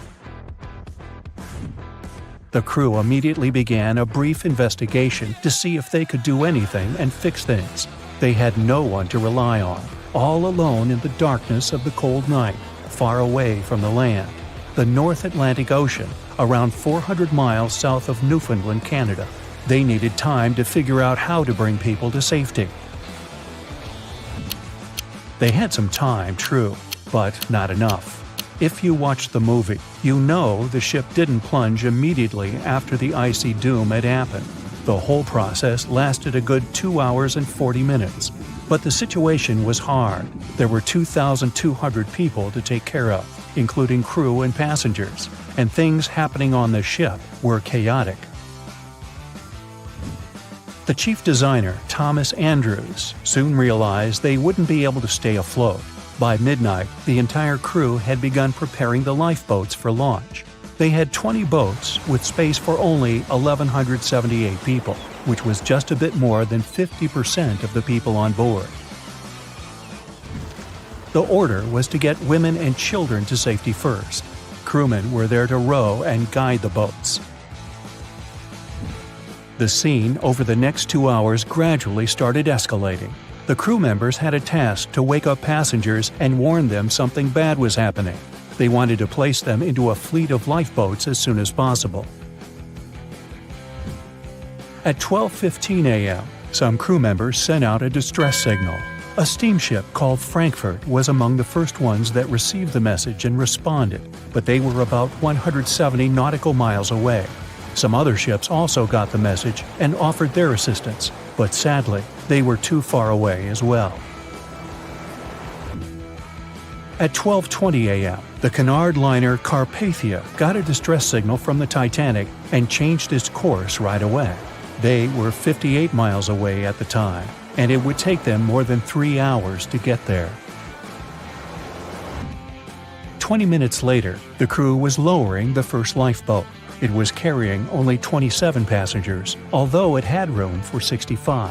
Many of the lifeboats that were launched first were well below capacity. Crew members were worried, thinking the Davids wouldn't be able to hold a fully loaded lifeboat. And in the beginning, many passengers were just too afraid to leave the ship. They still thought Titanic was unsinkable and couldn't imagine the scenario that was going to happen 1 to 2 hours later. The crew was firing the first of 8 distress rockets. Unsuccessful. No one was close enough to help. By 1:20 a.m., they lowered 10 lifeboats. Number 8 had only 28 people in it. One of the passengers on the number 10 was 9-week-old Melvina Dean. She would later become the last survivor who lived until 2009 and turned 97. It was 2 a.m. already. 3 of the collapsible boats were the only lifeboats that remained on the ship. The bow of the vessel had sunk low and had tipped far under the surface. People around it could now clearly see stern propellers above the water. Crew members were lowering collapsible lifeboat D from the roof of the officers' quarters with over 20 passengers in it. As the ship's bow went under, the water was washing collapsible A from the deck. Those 20 people were struggling because their boat was partly filled with water. As crew members were trying to release Collapsible B, it fell.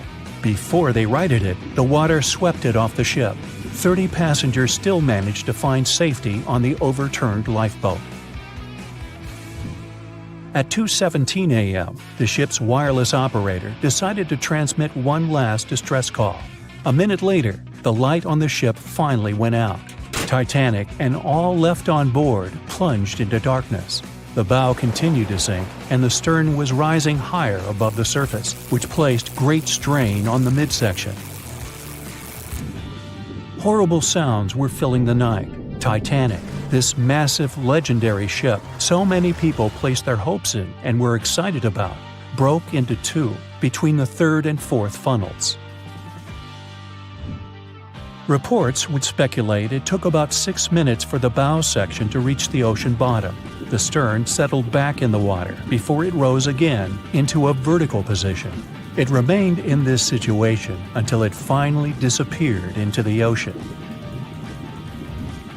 At 2:20 a.m., the stern apparently retained air inside and water pressure crushed it as it went down. The stern landed about 2,000 feet away from the bow. People consider the Titanic the fastest ship in the world. They thought it was unsinkable because 4 of its compartments could be flooded and that still wouldn't cause a critical loss of buoyancy. Its life was problematic since its beginning. While the ship was leaving port, it moved within a couple of feet of the steamer New York. It managed to safely pass by, which was a huge relief for all those worried passengers massed on the ship's decks. Titanic sailed off on the 10th of April.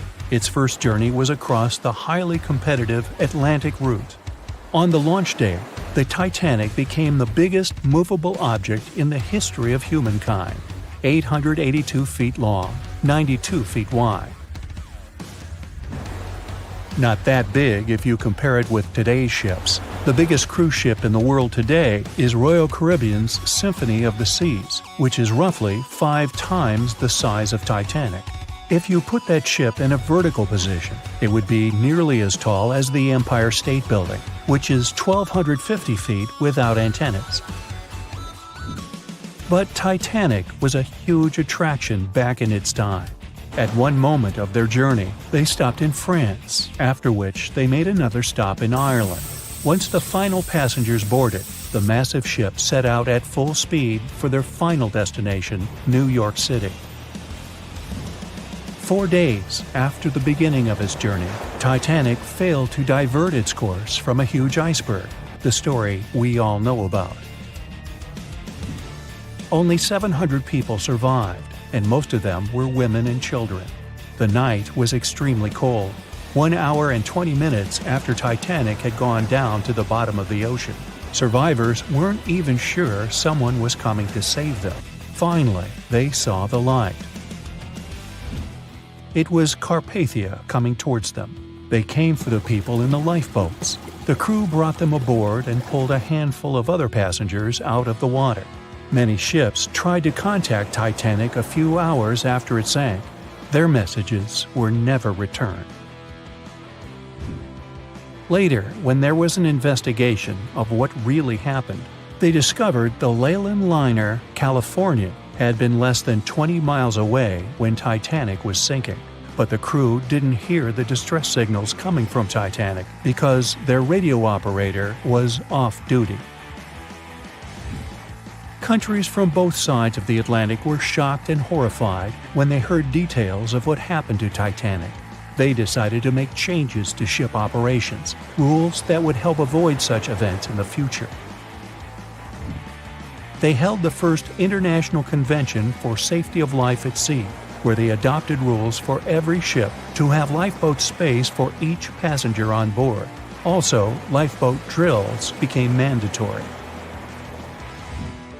They also decided to establish an international ice patrol. Its main role was to monitor icebergs in the North Atlantic shipping lanes. Ships also needed to maintain a 24-hour radio watch. Titanic wasn't built alone. Because of the size of this magnificent ship and all the new equipment it required, it would have been too expensive as a one-off. So the team built the Titanic alongside two sister ships, and both of them had eventful lifetimes.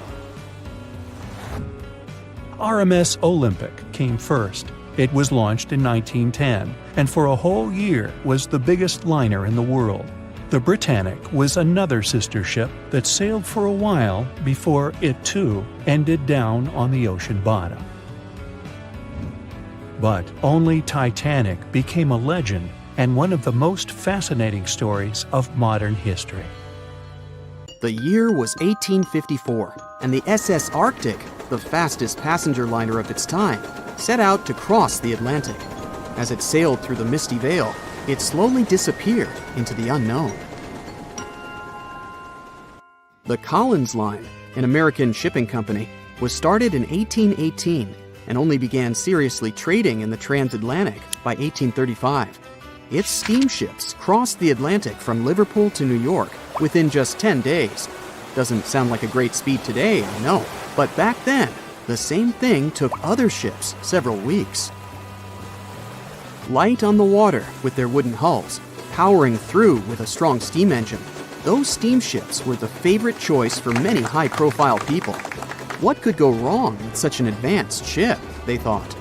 This reminds me of some other ship everyone believed to be unsinkable. But anyway, back to the Collins Line.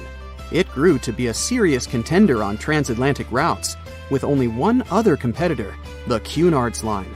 It was a British company also aiming to be the main force through the Arctic Passage. In 1835, the company received a new ship that traveled to Liverpool and came back to New York with the largest cargo ever at that time. From then, the Collins Line was steadily growing. It seemed like there would only be future successes for it. Unfortunately, their lavish ships became costly to run with the amount of coal used. Massive power along with weak wooden hulls meant they needed many repairs after each voyage. So, every trip ended up being expensive. But since the ships were safe and had a great reputation, people were willing to pay the price, and the company was definitely not in crisis. They had achieved something no one had managed to do before them. Like I told you, their ships crossed the Atlantic in a whopping 10 days, and Edward Collins, the owner, was very determined to maintain the pace. Their 5 ships easily outran the Cunard's Line of only 3. With this great praise, it provided more attention. Though the Cunard's ships were slower with their iron hulls, they believed there was still profit, regardless of how slowly they sailed. Among Collins' ships, the Arctic, the third of them to be launched, was the largest, reaching 284 feet long, with 2 side-lever steam engines, each with 1,000 horsepower. The paddle wheels made 16 revolutions a minute when at full speed. At the time of its launch, the press called it the most stupendous vessel ever constructed in the United States. But glamour and fame couldn't avoid what would come next. On the 27th of September, the Arctic was on its journey from Liverpool to New York, continuing a speed pace through the thick fog. It's possible that by that moment, after 4 years of record-breaking trips, the crew became overconfident with their sailing and the ship. Going only 50 miles from Newfoundland, they carelessly continued through the fog with no radio contact, sonar, or any other form of identifying objects, equipped only with Morse code. A smaller ship, the SS Vesta, which operated as a fishing vessel, often worked around Newfoundland. It was passing through the same path as the Arctic and crashed into its side. Shocked by the collision, the captain of the Arctic offered help to the much smaller Vesta, but it was soon clear that the damage that seemed minor on the Arctic was far worse. Beneath the waterline, a hole was letting water into the hull. The cost of the much faster wooden hull now seemed less valuable. They steered toward land, trying to plug the holes, but they weren't doing so well, and the seawater continued to pour in, filling up higher and pushing the ship down. And finally, once the engine room was full, it put out the boilers, taking away the massive power the Arctic was once legendary for. They moved slowly until coming to a complete stop. The ship continued to sink, and the order was to abandon it. At the time, maritime law allowed for the Arctic to carry only 6 lifeboats, only capable of saving 180 people. The crew and some of the passengers managed to push their way aboard and took most of the seats on those boats. Things were pretty wild, and everyone forgot about their manners, not letting the ladies and the youngest ones board first. It took 4 hours for the Arctic to sink. 150 crew and 250 passengers were on board. Those that weren't able to find a lifeboat made a desperate attempt to build their own rafts from parts of the ship. 2 days later, only 3 boats made it safely to the shore. The other 3 were never found. Believe it or not, the rescue party also saved some people that had been clinging to the wreckage for 2 days. Unlike the crew, the captain went down with the Arctic, but amazingly survived. He would be only one of 85 people that made it out of the 400 on board. When the news arrived 2 weeks later, the public responded with great sadness to the losses. Great anger soon followed towards the poor safety measures in the crew. The press published demands to change the laws for more lifeboats. It only made sense to have enough for every person on board a ship. But they ignored those requests. This neglect would lead to more disasters in the future. Enough lifeboats would only come into maritime law some 60 years later, after the disaster of the Titanic. Edward Collins' wife and 2 children were also aboard the ship and didn't return. He was heartbroken, but didn't stop running his business. The Collins line still had a reputation to uphold, the biggest, fastest, and most luxurious on the Atlantic. Edward Collins would now build an even better ship than any other. It was named the Adriatic, and it was the largest ship in the world, 354 feet long. With 2 alternating steam engines that had never been built of this size. These steam engines at the time were at the height of engineering, though today you can only see them in models and toys. With the new addition of 2 masts, the Adriatic would also be able to sail if needed. Luckily, they made some lessons from the disaster of the Arctic. But before their new ship, the Adriatic, was built, another disaster had occurred. The sister ship of the Arctic had also sunk.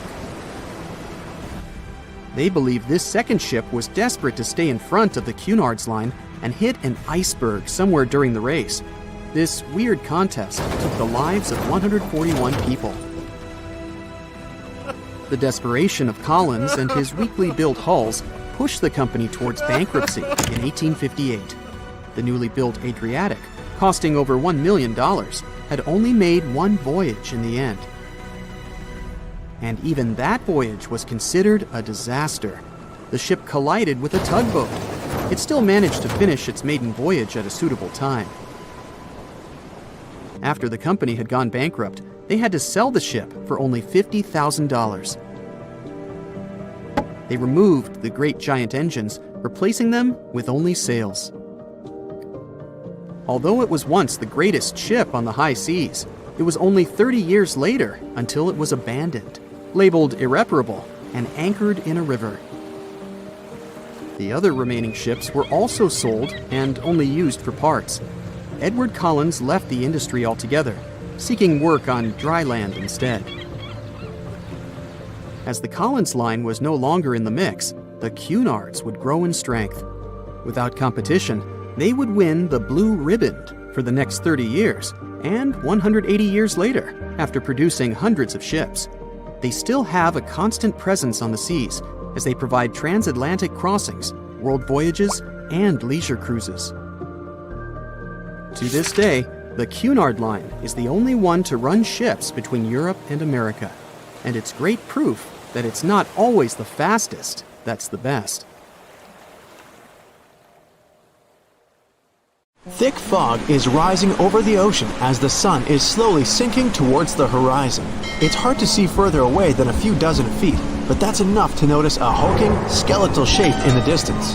As your ship approaches the figure, your heart beats faster, and then you make out the details of another vessel, abandoned by the looks of it. ghost ships do exist, and their mysteries aren't always solved. Take MV Hoita, for example. It was a wooden vessel built in 1931 as a luxury yacht. It had served well to various people over 20 years before it was bought by a Samoan sailor and became a merchant ship. In 1955, though, Hoita's service came to an abrupt and mysterious end. On October 3rd, it set sail for another trading voyage that should have taken no more than 48 hours. Delays happen in the sea, so when Hoita didn't arrive on October 5th as scheduled, there was little worry yet. But then it failed to come on the following day too. There was no distress signal or any other sign of Hoita's presence anywhere between its departure and arrival points. A search and rescue party was dispatched to find the ship, and for 6 days, they were scouting the area of nearly 100,000 square miles. On October 12th, the mission returned to the base empty-handed. Hoita vanished without a trace. It was only a month later that another merchant ship, Tuvalu, noticed the missing vessel far away from its route, drifting in the open sea and listing heavily. The sailors boarded the ship and found that all of its crew and passengers, 25 people total, were missing, along with all the cargo the vessel had been carrying. The radio was tuned to the International Distress Channel, meaning that the crew had been trying to ask for help, but they couldn't reach anyone because the radio cable had been damaged, limiting the range to 2 miles. The lifeboats were missing as well, indicating that people on board must have left the ship. Unfortunately, they seem to have taken the logbook with them, leaving the rescue team clueless as to what had happened. Even today, the mystery of MV Hoita hasn't been solved yet. No one knows where the crew and passengers had gone and what had caused them to leave. SV Carol A. Deering wasn't a ghost ship in the usual sense of the word. There are no sightings of it in the open sea. Instead, it was found on the shore, but the circumstances of it running aground are a puzzle shrouded in mystery. Carol A. Deering was built in 1919 in Maine, and it was a large vessel made for commercial voyages. Unfortunately, despite its large cost of construction, it had only served for a year before its last trip. July 19, 1920. The ship was traveling from Puerto Rico to Rio de Janeiro via Newport News to deliver a cargo of coal. It was almost halfway to the final destination when the captain fell seriously ill, and the crew turned back to drop him and his son off and replace the captain.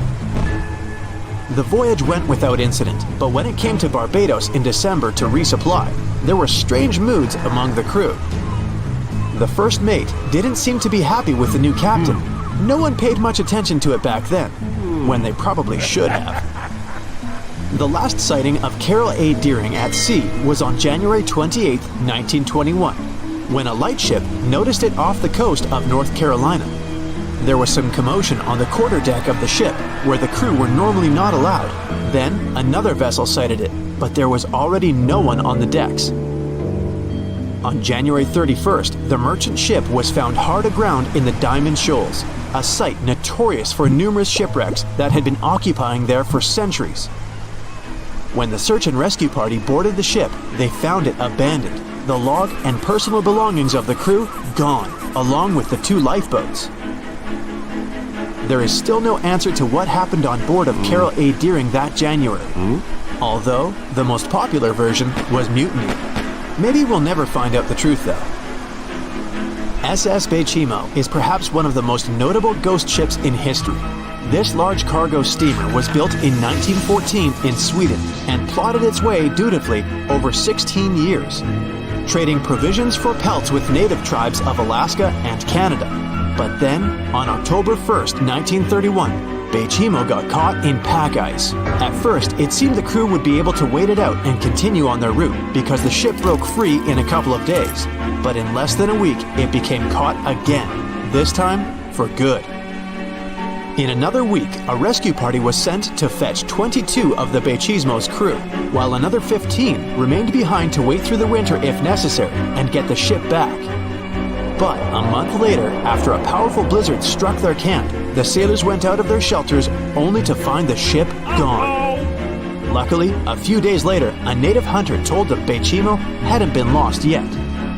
He'd seen it about 45 miles from where they had been stationed. They managed to track it down, but decided the ship wouldn't survive the winter.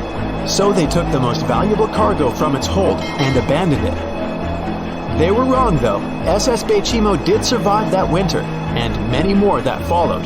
When the ice broke, it sailed away on its own, drifting listlessly along the shores of Canada and Alaska. There were numerous sightings of the ghost ship, sometimes adrift in the open sea, and at other times stuck in the pack ice again. People attempted to board and salvage it, but weather conditions or lack of equipment always prevented them. SS Bechimo was last sighted by native Alaskans in 1969, 38 years after its abandonment. What became of it later remains unknown. The story of SS Orang Maiden is one of the most puzzling and harrowing ghost ship stories of the 20th century. No one even knows for sure if the ship even existed in the first place. It wasn't recorded in Lloyd's Shipping, the International Register of Ships, which makes it either a tall tale or a vessel that avoided being officially recognized for some shady reasons. In any case, the accounts as to what happened to the Maiden vary. According to most reports, it was carrying some unknown cargo in the Indonesian waters when a distress call was received by another ship in the vicinity. The officer on duty heard an SOS message, but its contents are different depending on the accounts. The message did not repeat, and the crew of Maiden didn't answer to any attempts to contact it back.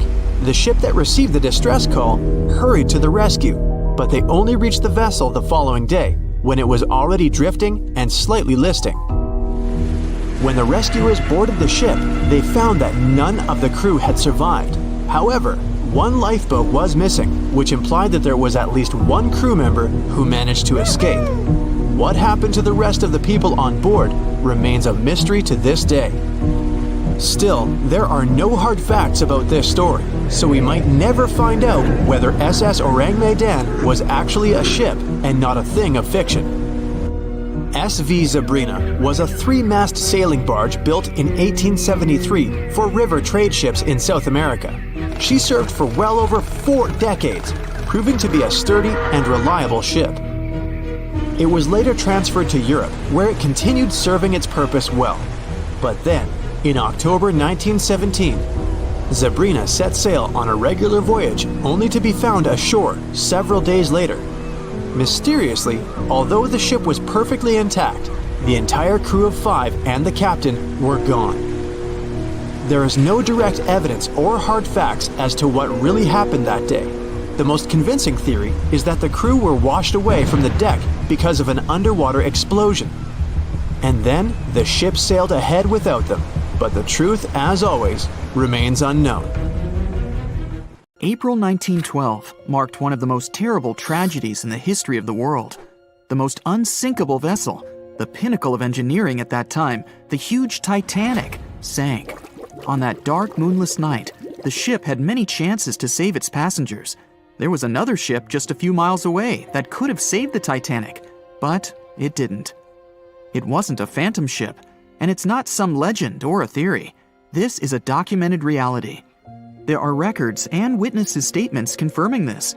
But why didn't this ship help? Let's find out what happened that night by looking at these events from 3 different points of view. Let's start with the Titanic version. 11:30 p.m. The moon hides behind black clouds. Visibility is bad. Everything is calm on the Titanic. Under the captain's guidance, the communications operator stays in touch with the mainland through the radio. At this moment, some stranger breaks into the frequency, interrupting the operator's communication. It's unclear what this strange man wants and what he's talking about. The operator doesn't try to figure it out. He shouts at the guy, demanding him to disconnect. The connection is interrupted. At 11:40 p.m., the Titanic crashes into an iceberg. The ice breaks the hull. Water begins to flood the lower decks. Nobody is panicking yet. 20 minutes later, at midnight, the ship's crew sends a distress signal through the radio frequency. Few people understand how bad the situation really is. After 20 minutes, at 12:20 a.m., they start lowering lifeboats with passengers. At 12:25 a.m., they receive a response to the distress signal. This is RMS Carpathia. Their captain reports they're already sailing at maximum speed towards the Titanic. But the problem is that the crash site is 58 miles away. This means Carpathia will only be here in 4 hours. At 12:45 a.m., the sinking ship's crew release rockets into the air. These flares are one of the main reasons for the terrible fate of many passengers, but more on that later. 90 minutes later, the Titanic's deck breaks and the ship dives underwater. At 4:10 a.m., the Carpathia finally arrives at the shipwreck location. The crew members make heroic efforts to save all the people. They take 705 survivors on board. At this moment, another ship appears. It's SS Californian. The Carpathia sails towards the New York coast with all the people. The Californian floats in search of passengers and finds nothing but wreckage. The ship was only a few miles away while the Titanic sank into the icy water. The Californian could have saved these people, but did nothing. Its captain, Stanley Lord, made one of the most terrible acts that a sailor can allow. He didn't help a sinking ship. When the world found out about all this, they detested Captain Lord. They couldn't bring charges against him, and the trial didn't punish him. But his career was ruined entirely, as no other ship company would hire him. Despite this, he never confessed he had been guilty. Before he passed away, the captain said it hadn't been his fault. If this was true, then what happened there? This brings us to the Californian version. It's the night of April 14th. The Californian is sailing in the cold waters of the North Atlantic. The ship gets into a section with a lot of icebergs. At 10:10 p.m., Captain Lord stops the ship. It's too dangerous to move around this area, as they can damage the hull. At 11 p.m., the ship starts drifting. It's impossible to move in such conditions with such poor visibility. The captain knows that the Titanic is coming here, so he orders the radio operator to warn the ship about the danger. Radio operator Evans turns on the receiver and tries to contact the Titanic. He spends about 30 minutes on it. The connection is finally established. At this moment, the Titanic radio operator is speaking with the mainland. Evans interrupts this conversation and tries to warn the ship about icebergs. The operator doesn't understand Evans' words. He's annoyed because Evans broke into the channel so brazenly. He shouts at Evans and cuts the connection. Tired, Evans turns off the receiver and informs his superiors about the incident. It's still a mystery how the captain reacted to this news. He probably thought the Titanic knew about the danger. He lets Evans go to bed. If Evans hadn't turned off the radio and waited 1 hour, he would have heard a distress signal from the Titanic. But you shouldn't blame him. At this point, he has no official reason to stay at the transmitter. Evans is too exhausted and can't fight drowsiness. So, Evans goes to bed. The Titanic begins to sink. Its captain sends a distress signal. The operator on board the Carpathia catches it, but the Californian doesn't, since the receiver is turned off. Captain Lord can't sleep. He feels that something is wrong. Meanwhile, the Titanic is rapidly sinking under the water. The captain gives the order to launch rockets into the air. And here is where one of the critical mistakes takes place. They release warning lights, but they are not red. The crew forgot to take red rockets on board for some reason, so they lit up the sky with a bright white light. If you need to send a distress signal, you need to release red lights. Captain Lord sees these lights, but doesn't perceive them as a cry for help. It can't be that there are no standard red rockets on such a massive ship as the Titanic. But, unfortunately, it can. Captain Lord thinks the Titanic is sailing away.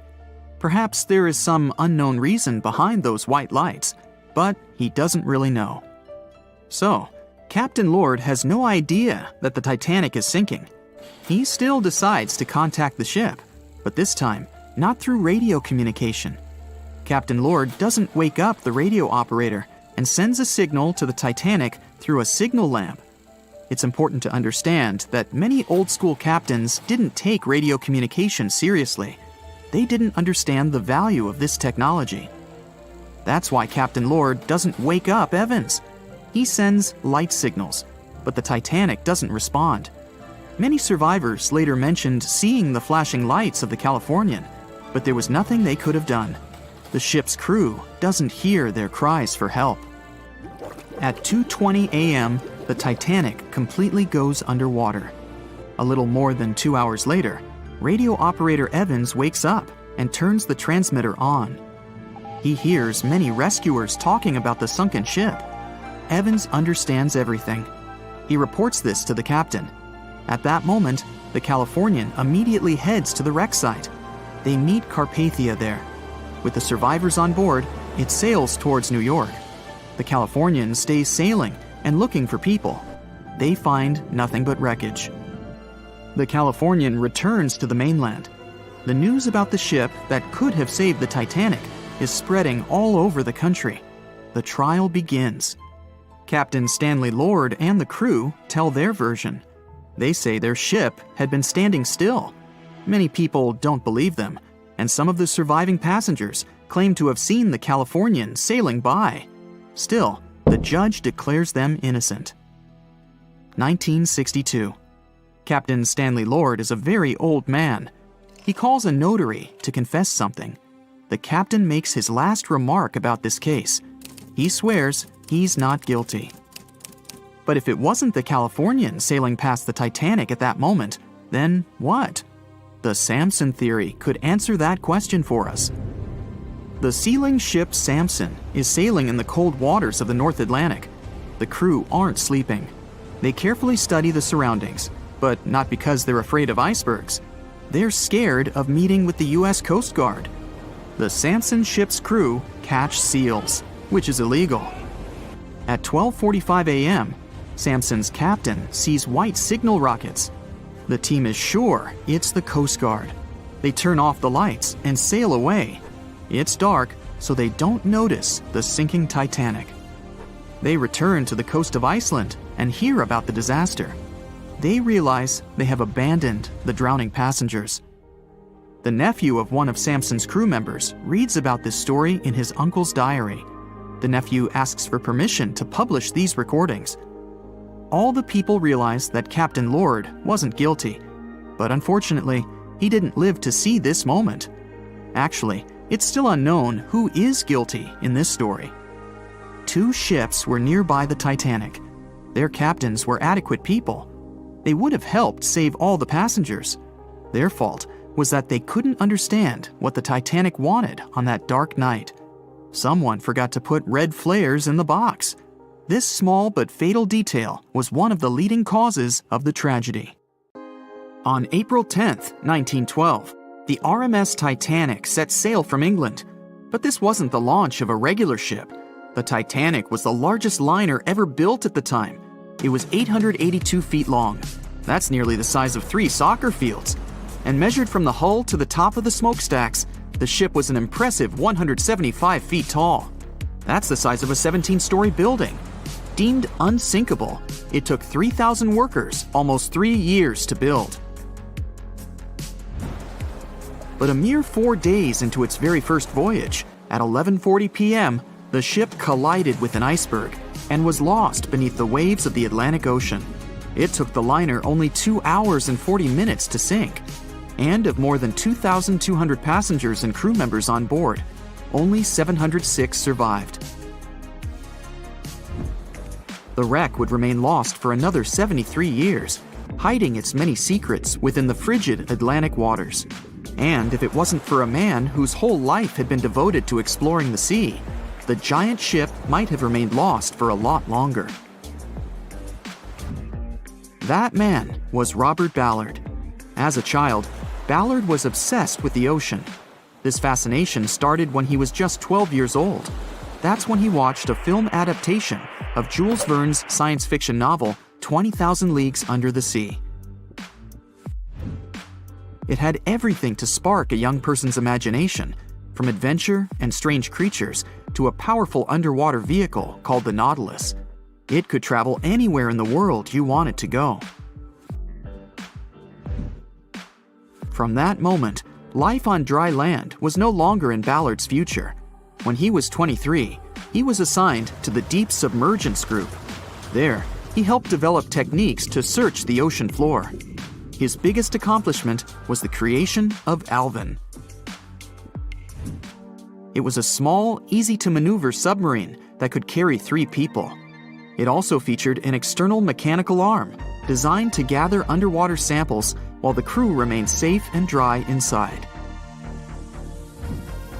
Alvin the submarine quickly proved useful for a variety of tasks. For example, once it was used to track down an aircraft that had crashed into the sea. But the vessel experienced a series of setbacks. In one case, it was attacked by a swordfish, which caused the submarine to resurface quickly. The swordfish, still stuck in the outer skin of the submarine, became that night's dinner. And in October 1968, the submarine was being lowered into the water when the cables holding it snapped, sending it careening into the ocean along with 3 crew members on board. And because the small vessel was still open, it immediately filled with water and quickly began to sink. Luckily, the crew managed to escape, but Alvin was gone. Bad weather hampered multiple attempts to recover the vessel. It wasn't until the following year that it was finally returned to the surface. In time, Alvin would be improved. Its hull would be strengthened by titanium, giving it a higher depth rating, thus making it even better suited for ocean exploration. The specialized submarine would come in handy in many of Ballard's 100-plus expeditions. The man was one of the first to explore an underwater mountain chain called the Mid-Atlantic Ridge in the Atlantic Ocean. And when he found thermal vents in the Galapagos Rift in the late 70s, he also helped discover and document the process of chemosynthesis. That's a complicated chemical synthesis of food energy by bacteria. But his biggest discovery was still to come. Ballard claimed he'd never been a Titanic fanatic, but he eventually became obsessed with finding the ship after watching other explorers try and fail. As he said, Titanic was clearly the big Mount Everest at the time. Many others had tried, many that I thought would have succeeded, or should have succeeded but didn't. Ballard began thinking about finding the ship as early as 1973, and 4 years later, he actually made an attempt. He used the deep-sea salvage vessel Sea Probe, which was a drill ship equipped with cameras and sonar. But he was forced to give up when the drilling pipe broke. It just wasn't his time. In the early 80s, a Texas oil man named Jack Grimm tried to find the wreck on 3 different occasions. Once, Grimm was actually right over the Titanic, but his equipment failed to detect it. That's what we call extreme bad luck. Ballard was just biding his time. He needed a plan and some help. The first issue was getting down to the bottom of the Atlantic. The furthest down he had ever traveled before was 20,000 feet, and this trip took him 3 hours, and that didn't include the way back up. Ballard knew he could use Alvin, already enhanced with a titanium hull to withstand the pressure of the ocean. But he also needed something that didn't require him to actually go down with it. An unpiloted remote-controlled submarine would be ideal. But first, he would have to create one. He reached out to the authorities, hoping they would provide funding for his project. And though officials had no interest in the Titanic, they were willing to help. But there was a catch. Ballard had to first focus on tracking down 2 submarines, the Thresher and the Scorpion, which had sunk to the bottom of the Atlantic Ocean in the 1960s. The authorities were hoping to study them to find out why they had sunk in the first place. They also wanted to know if they could be recovered or if it was safe to leave them on the ocean floor. Only when he had successfully completed this task would he be free to use any remaining time on his contract to find the Titanic. With no other options for funding, Ballard took the offer. He got to work. First, he created 2 new devices. Argo was an unpiloted deep-towed undersea video camera sled. It was designed to take photos and record videos from a series of cameras mounted on it. It could work at depths of up to 20,000 feet, and it could also explore nearly 98% of the ocean floor. Argo was supposed to be tethered to a boat. As the boat moved, Argo would be pulled behind, floating just above the ocean floor. The camera would then transmit images to the surface. The second device was a small robotic vehicle called Jason Jr. It was also controlled remotely, which allowed the crew inside a submarine, like Alvin, to get closer to and photograph underwater objects. Ballard was now ready. He knew he had to find those submarines quickly, and it didn't take him long. Much to his relief, the search was relatively simple, and he was able to fulfill his obligations with 12 days to spare. With almost 2 weeks to devote to finding the Titanic, he set out to explore the ocean. He focused the search close to Newfoundland, Canada, pulling Argo along the ocean floor and reviewing the images it collected. And after a few days of nothing, they eventually found riveted hull plates and a boiler. Could this be it? The next day, a ship's large bow was revealed. On September 1st, 1985, Ballard and his fellow crew members realized they had finally found the infamous ship.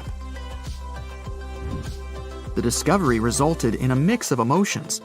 Ballard was excited to be the first to find the Titanic's final resting place, but he was also overwhelmed by the sense of grief for those who had suffered when the ship had gone down. Over the next 4 days, the crew explored the wreck. They found the crow's nest, from where the iceberg had first been spotted. Plus, there was finally evidence of how the massive ship had split in two before sinking, with both halves of the ship found. There was furniture and dinnerware, and sadly, several leather shoes of those who hadn't made it to safety were scattered about the ocean floor. Ballard succeeded where others had failed and became an instant celebrity around the world. You'd think that locating the Titanic would be enough for one man, but not for Ballard. In 2019, he took on the challenge of solving another mystery, the disappearance of Amelia Earhart. Earhart had attempted to be the first woman to fly around the world. Unfortunately, she disappeared somewhere over the Pacific Ocean in 1937. She and her plane were never found. Ballard hoped that his luck with the Titanic would help with finding where Earhart had gone down, but his expedition failed to find anything.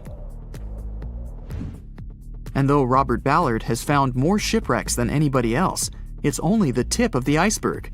It's estimated that there are over 3 million shipwrecks in the ocean, and Ballard has only located 100 of them.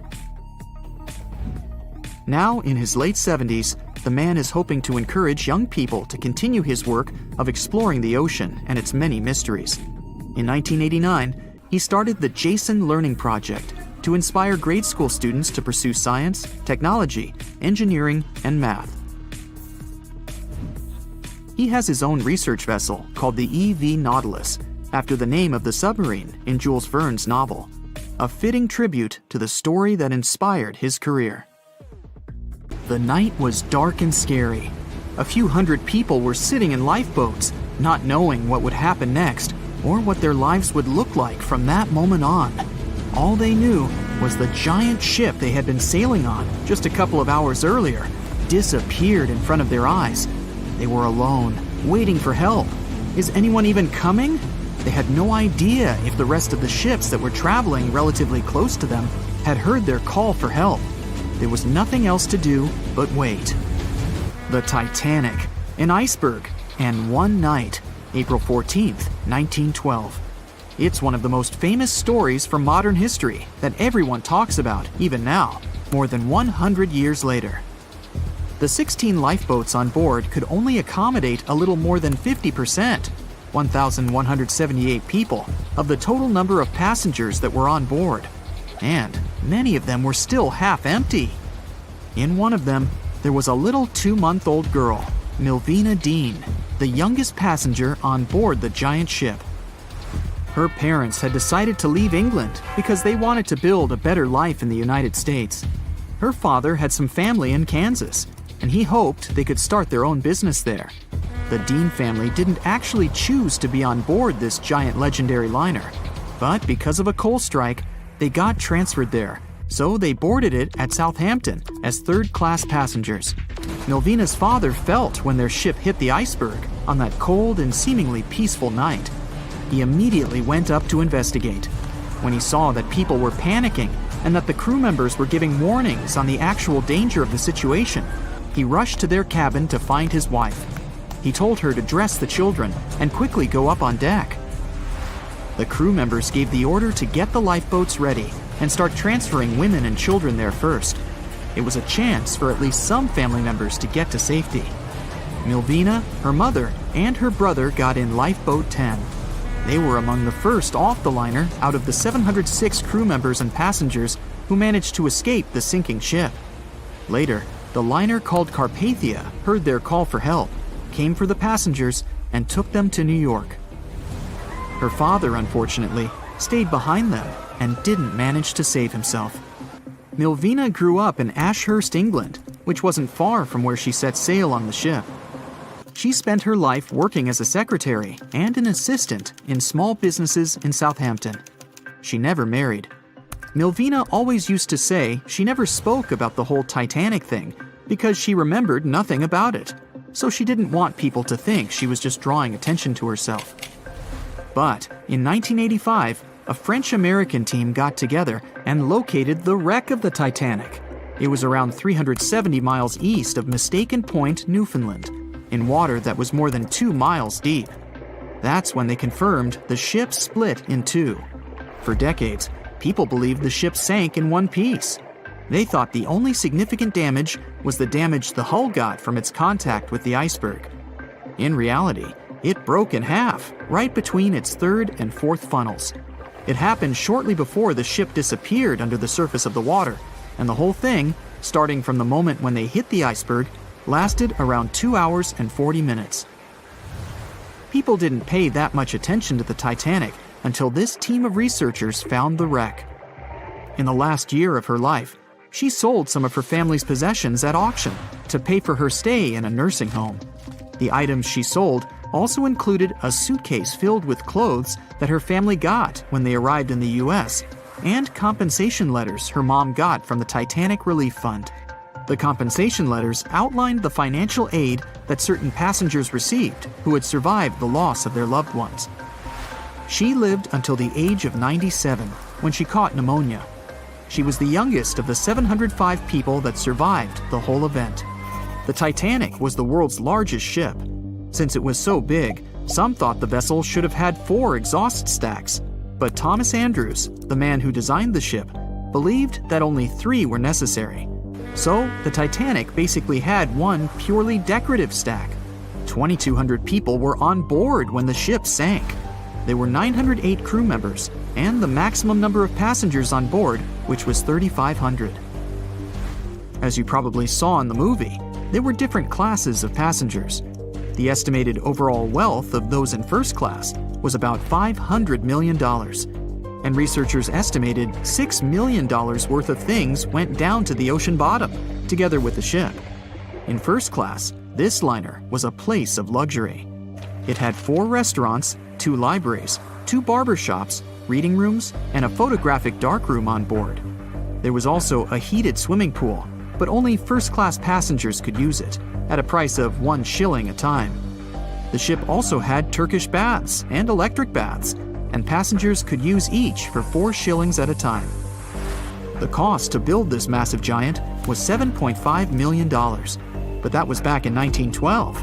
Today, it would be about $200 million. First-class tickets cost $2,560 at the time, which is today's equivalent of $61,000. What would you get in these expensive cabins?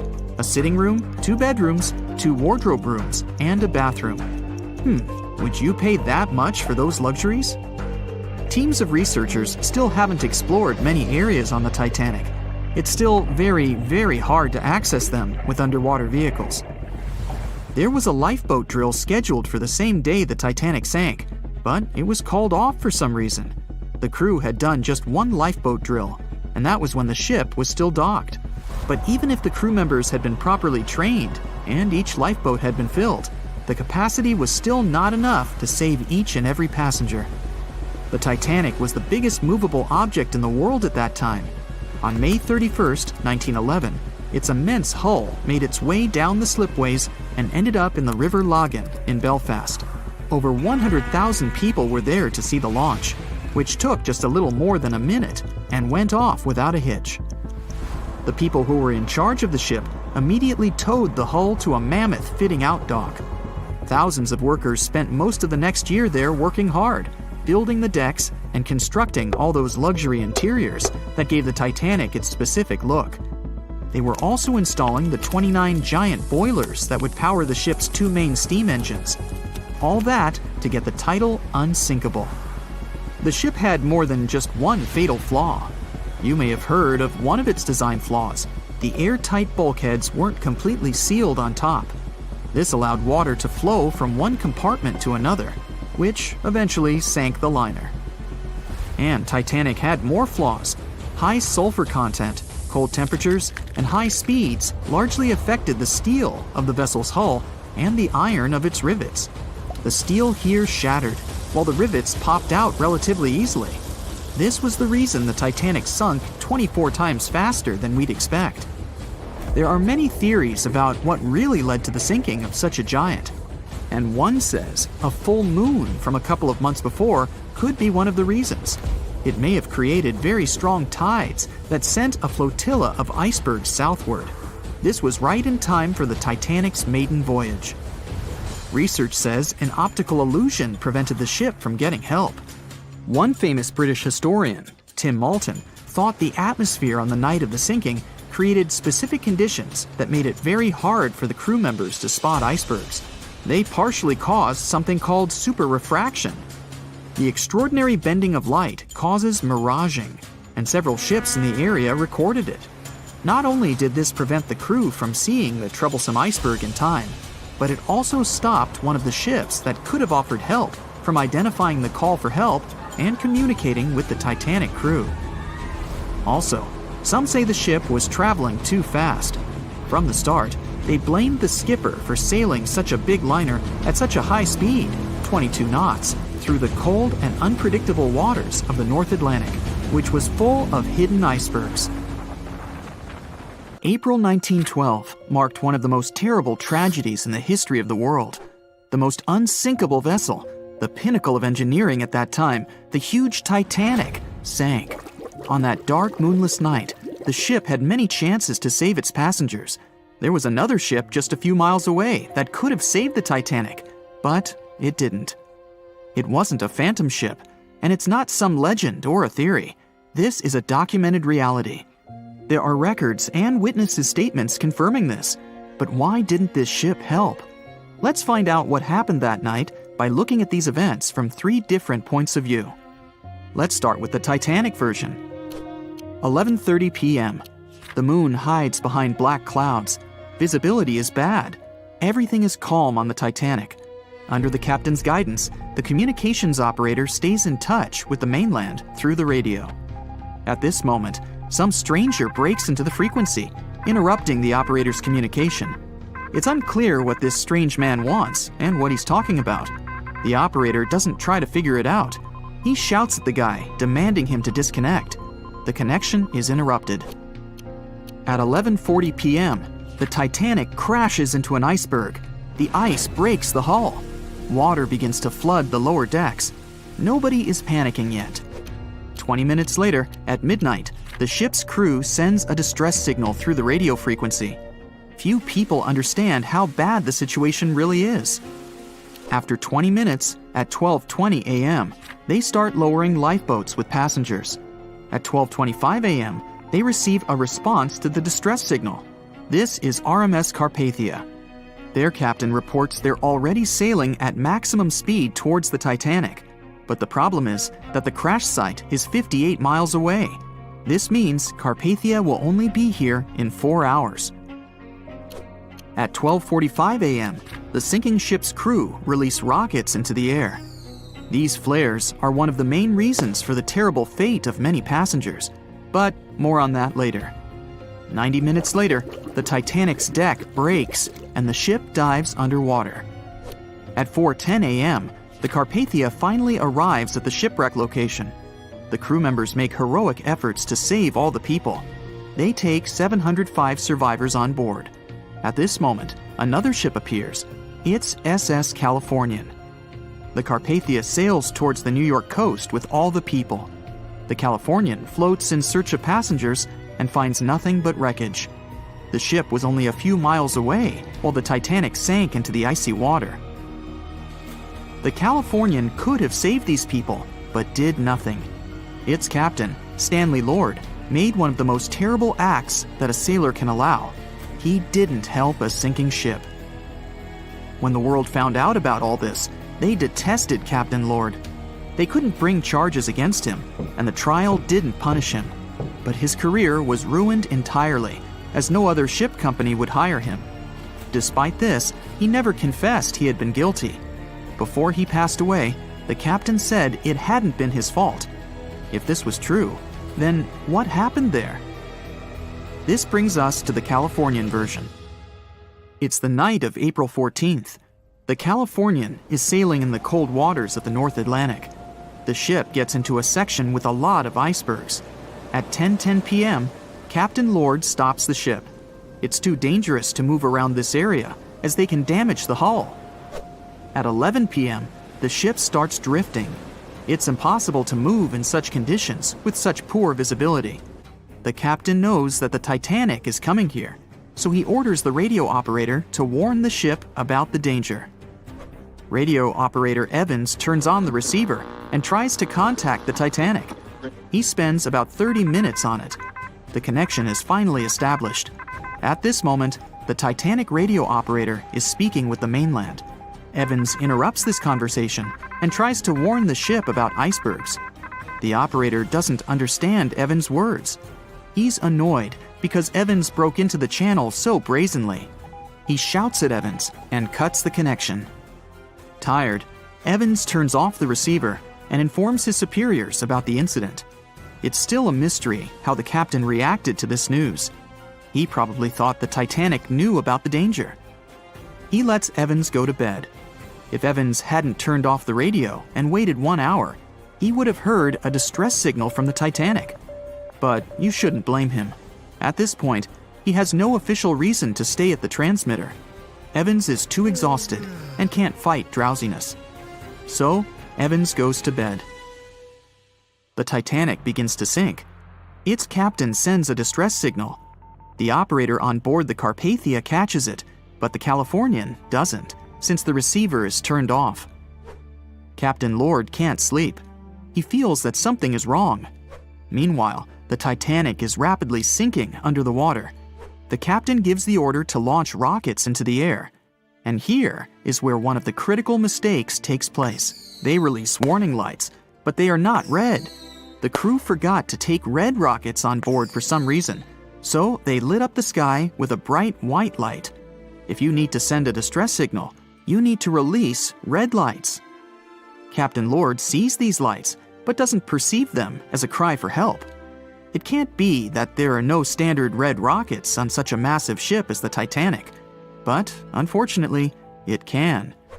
Captain Lord thinks the Titanic is sailing away. Perhaps there is some unknown reason behind those white lights, but he doesn't really know. So, Captain Lord has no idea that the Titanic is sinking. He still decides to contact the ship, but this time, not through radio communication.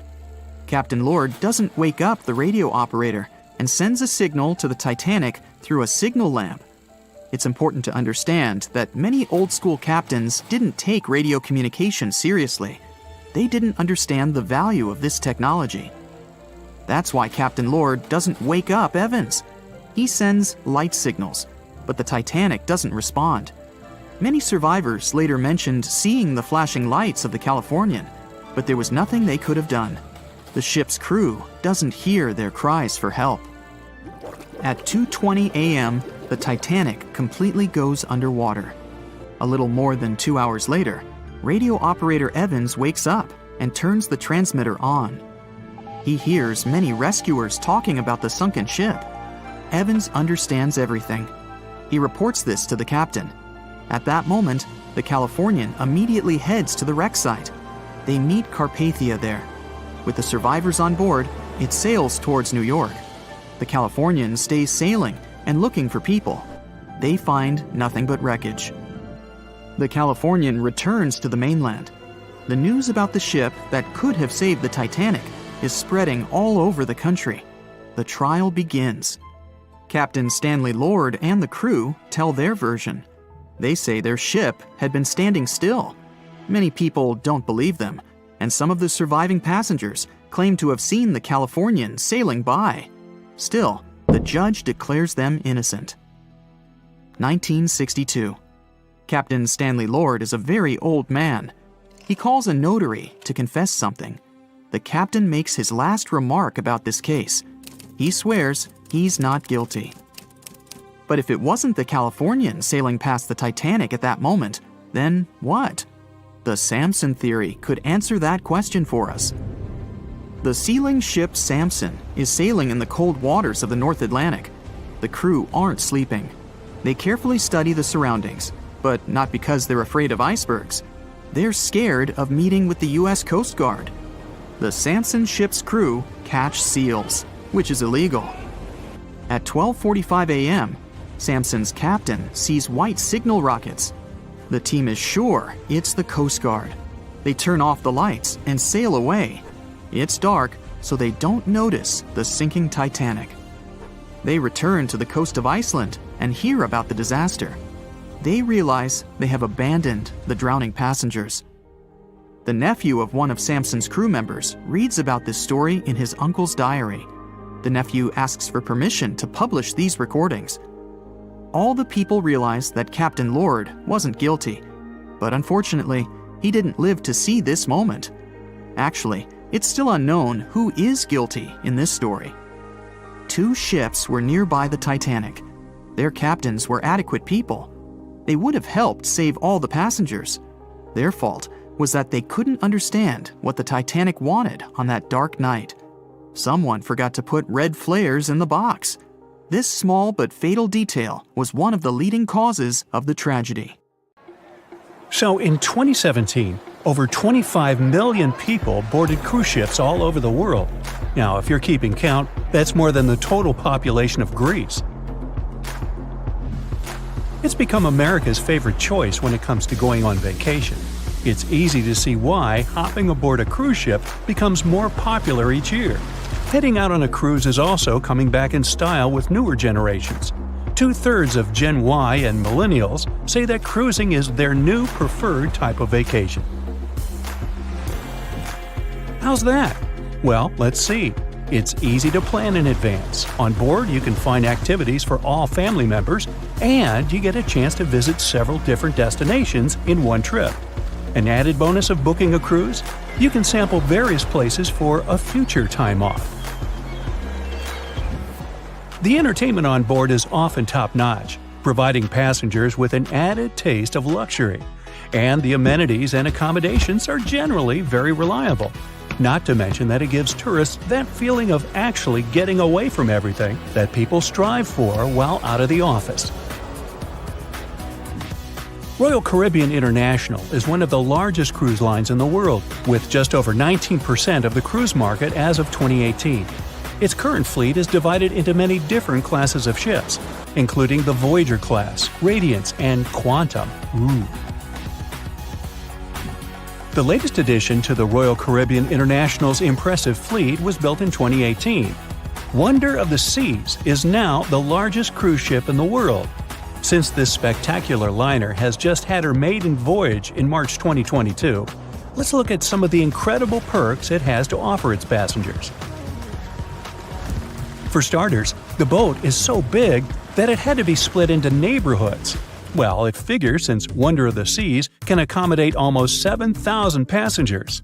Fond of New York? Well, no worries. Wonder of the Seas has a central park of its own, with an estimated 10,000 plants to check out.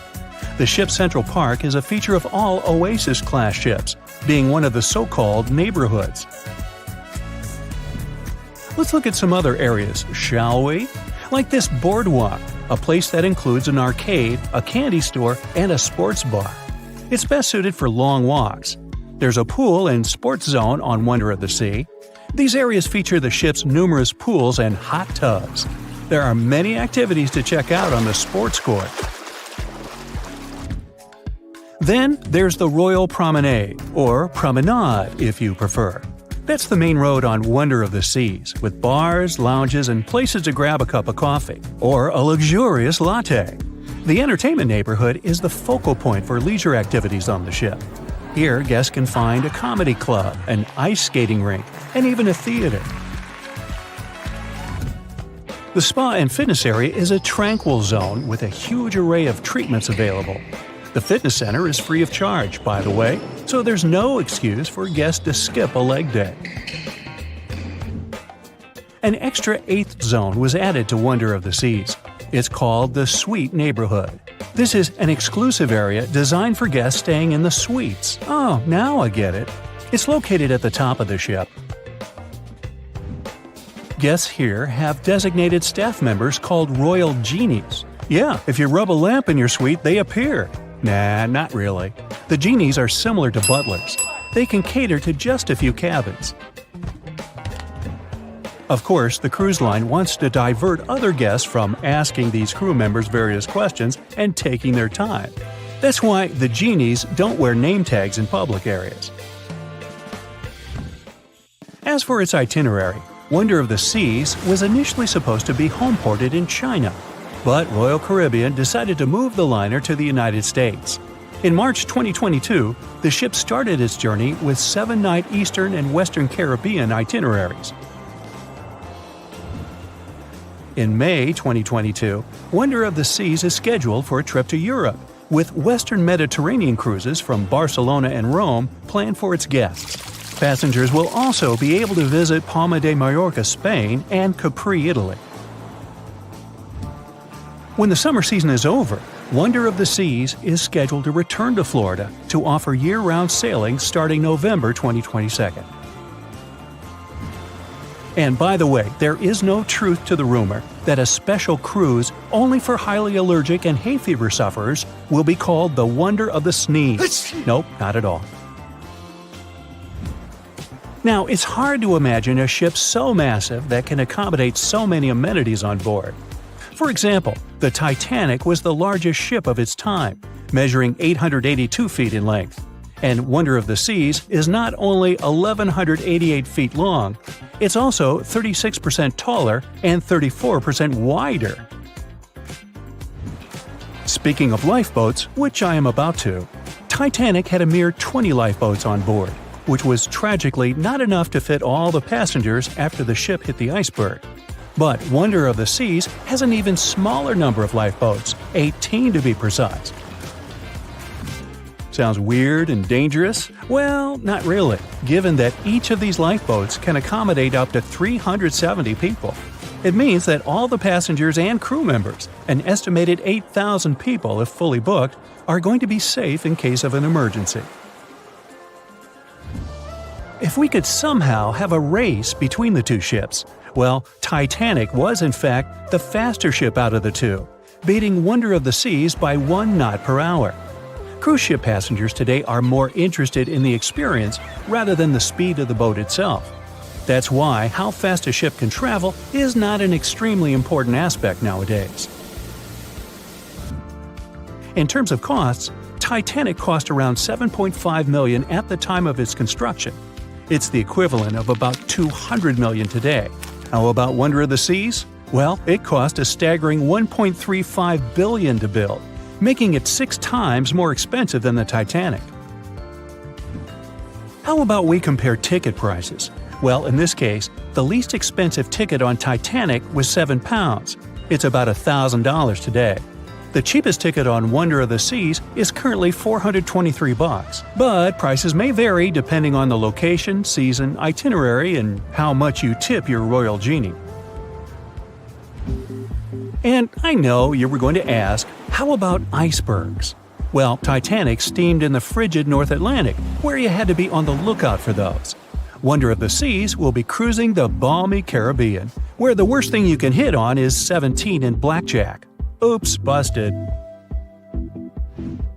Anyway, set side by side with its other sisters from the Royal Caribbean fleet, Wonder of the Seas is equally as impressive.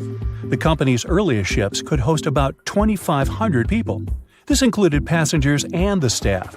Such ships were Splendor of the Seas, Legend of the Seas, and the smallest of them all, Thumbelina of the Seas. No, wait, that should be Empress of the Seas. Oops, my bad.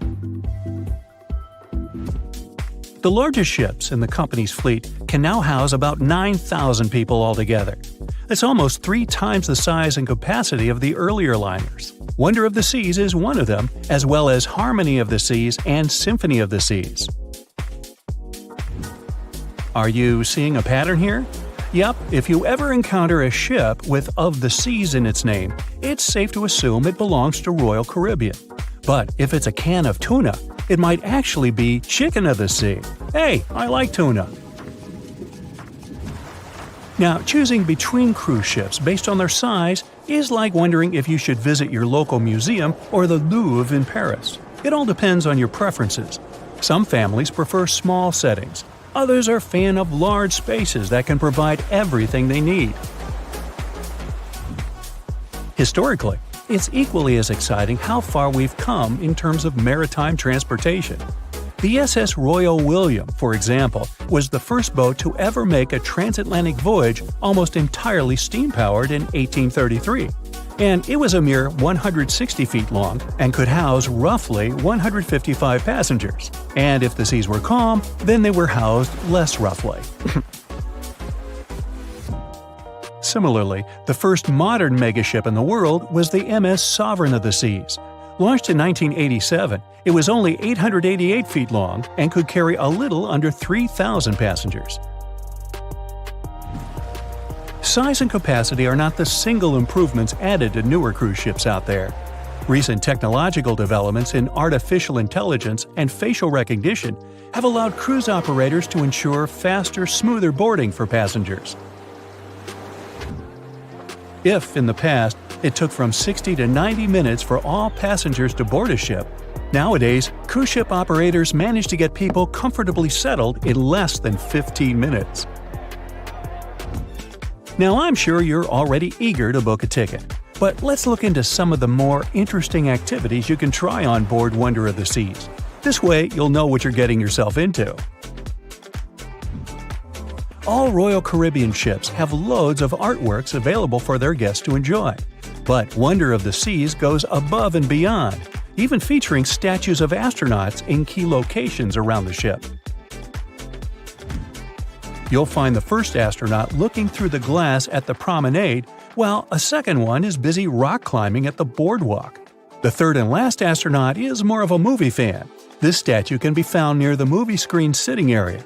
Going astronaut sightseeing is proving to be quite the experience among guests. In the areas with no access to sunlight, Wonder of the Seas features virtual balconies. In case of bad weather, guests can still have a feeling of the outdoors, but without having to hide from wind or rain. Teenagers have a place of their own reserved on the ship. There's a special club with a private hot tub, selfie area, games, and comfortable seating. The inside part of this club features a vending machine, an interesting collection of literature, and tables for foosball. Well, sign me up. Meet Arthur John Priest. No, he isn't famous for being a painter or for discovering some long-lost treasure. He didn't invent some cool gadget or break any world records. No, Arthur John Priest is famous simply for being unsinkable. Proving one can be both lucky and unlucky at the same time, Priest was involved in, and survived, several mishaps at sea, including the fateful maiden voyage of the Titanic. Priest was not a rich man interested in sailing for pleasure. He was part of the working class, employed as a stoker or fireman, stuck for hours within the hot bowels of large steam-powered vessels. His job was dirty and difficult. He was responsible for keeping the furnaces lit, feeding them coal to ensure enough steam was produced for the engines to work. He had to be careful about not overheating the system or setting fire to the whole ship. The furnaces had to be carefully watched and constantly fed. He breathed it all in a while, working and fighting with the sweat and the dirt. He would often work shirtless because of the heat, and was always covered in black coal dust.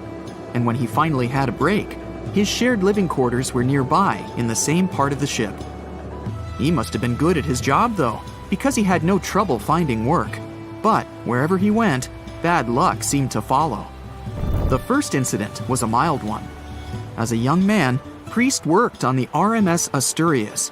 The passenger liner first set sail in 1907, traveling between Southampton in the UK to Buenos Aires in Argentina.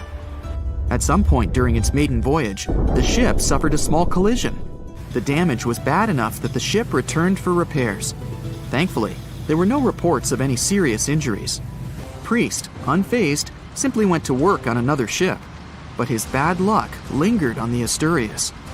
In 1914, the Asturias became a hospital ship, helping care for sick men and women around Europe while bringing them home to England. But in March 1917, at just around midnight, the ship was struck by a foreign object. Its hull was breached and the engine room flooded.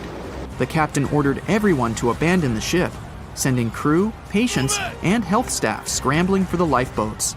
The vessel was still moving, powering through the water because the main controls, located within the flooded engine room, could not be turned off.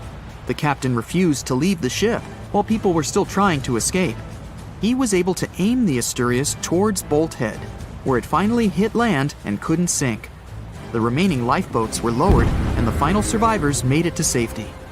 When they studied the damage on the ship later, the Asturias was declared a total write-off.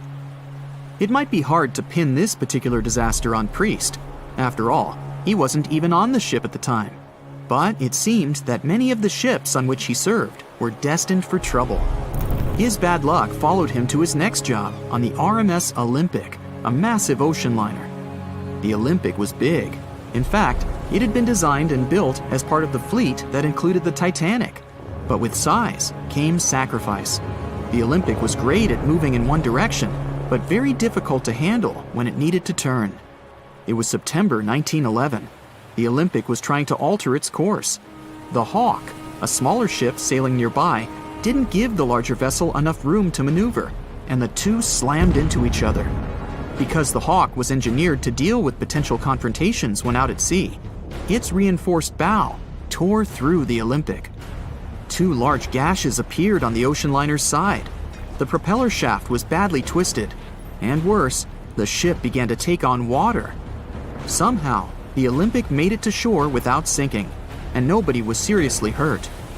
Priest had no idea that this was just a small taste of what his future held for him. He next found employment on a brand new ship, a better ship, an unsinkable marvel that was said to be the biggest vessel to have ever been built.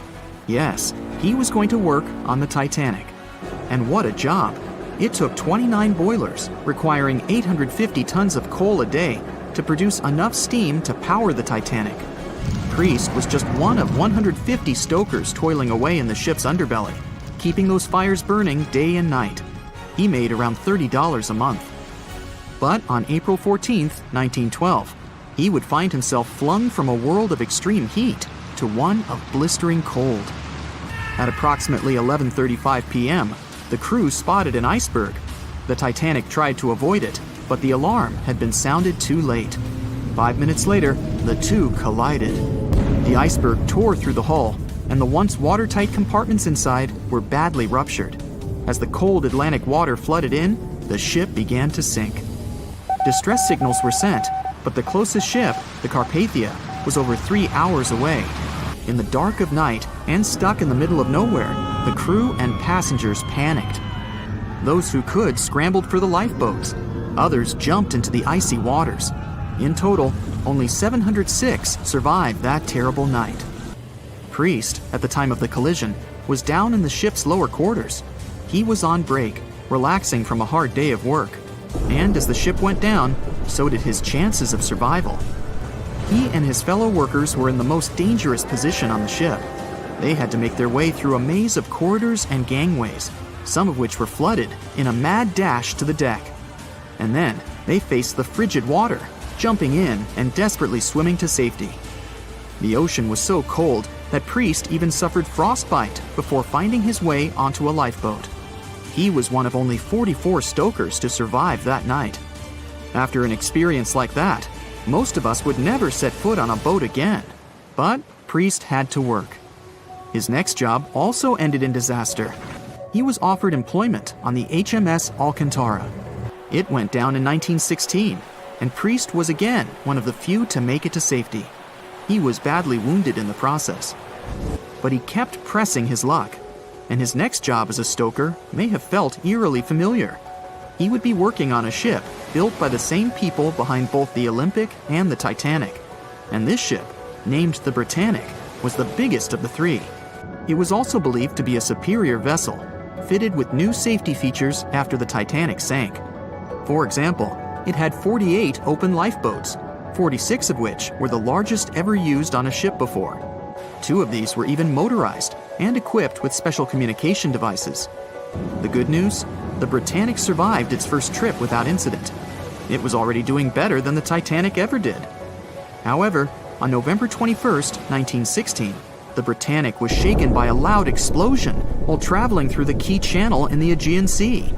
The hull was damaged, and some of the compartments began to fill with water. But, unlike the Titanic, the Britannic had been designed for just such an emergency.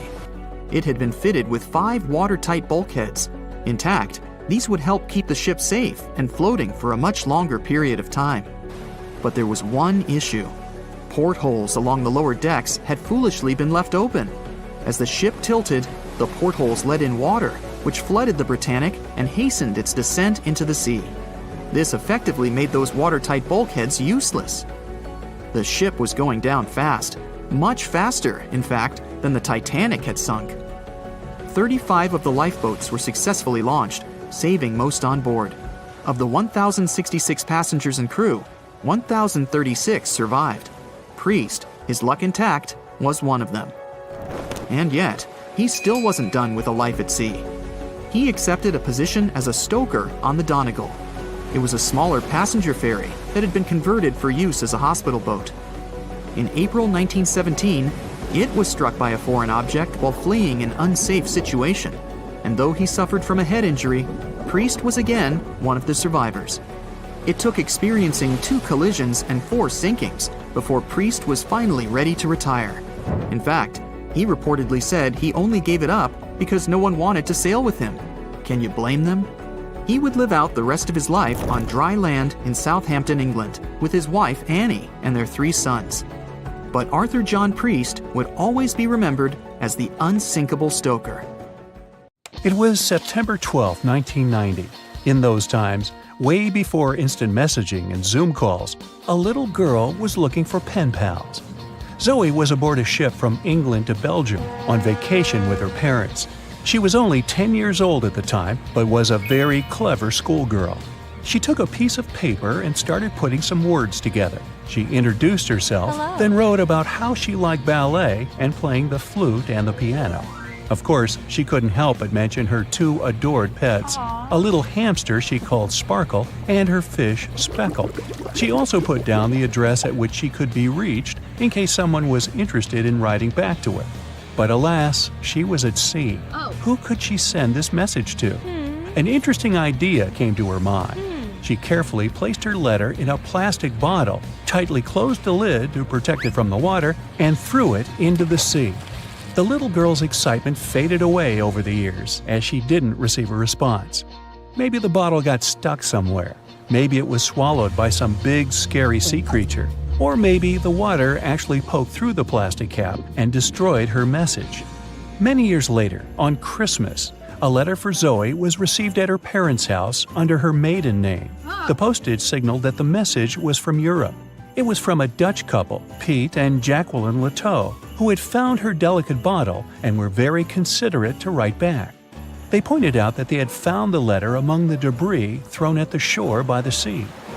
Zoe's letter had been stranded for a staggering 23 years at sea and traveled for more than 350 miles to reach its final destination near Rotterdam in the Netherlands. That's quite a voyage for a small plastic bottle. A story similar to that of Zoe is the strange connection between 2 little boys. A little German boy named Frank Uzbek was on a boat traveling to Denmark when he got the same idea as Zoe. He was 5 years old at the time he put together a message and threw it into the unknown. The year was 1987. He got his response years later when he was 29. His letter, just like the one Zoe would send a couple of years later, had been at sea for 24 years. His message was found by a boy named Daniel Korotkin while he was on a walk with his parents on the Californian Spit near the Baltic Sea. Daniel was lucky that his father knew enough German to translate the message. The unlikely friends eventually met via video call in 2011. Not all message-in-a-bottle stories have been explained away. In 2013, a Croatian surfer came across a damaged bottle while near the Adriatic Sea. The message it contained dated back to 1985, and it was from a man named Jonathan. The sender was eager for his letter to reach a woman named Mary, and he also expressed his keenness for her to respond. Since the letter was supposedly sent from Nova Scotia, the bottle had to have traveled a mind-boggling 3,700 miles. The message went from the Atlantic Ocean, entered the Mediterranean Sea, and reached the Adriatic shores in Croatia. The identities of neither John nor Mary were ever discovered. There are also messages in a bottle with wonderful love stories to share. This was the case for Ake and Paulina Viking. When Ake, a lonely Swedish sailor, placed a letter in a bottle and threw it in the Mediterranean Sea, he had no idea the piece of paper would eventually reach his future wife. This was in the early 1950s. The bottle was found by an Italian man who was inspired enough to give it to his niece, Paulina. After a year of back-and-forth letters being exchanged, Ake and Paulina eventually met and got married. Having decided to share their story with the world, they became somewhat of a celebrity couple for the time. They even shared video footage of their wedding with the world, and their story was featured in a bunch of newspapers. This fortunate event started a movement between young people looking for love, increasing the number of messages being thrown out at sea in search of a fairy tale ending. Not all the stories that started out like this eventually worked out, though.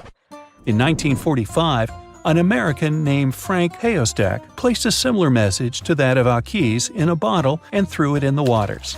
Almost a year later, his letter was found by an Irish woman. Her name was Brenda O'Sullivan.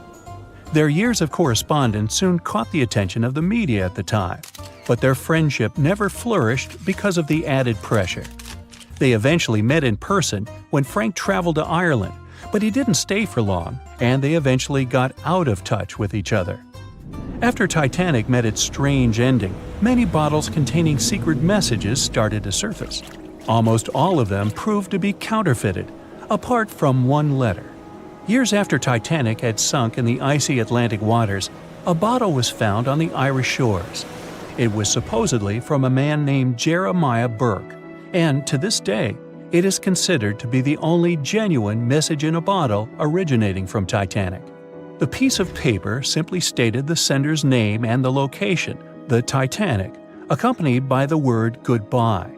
Since the date has washed away, it's difficult to estimate whether the note was sent before or after the ship had hit the iceberg. The common understanding is, however, that since Jeremiah was looking to relocate to the U.S., he was merely sending his last symbolic regards to his family and friends back in Ireland.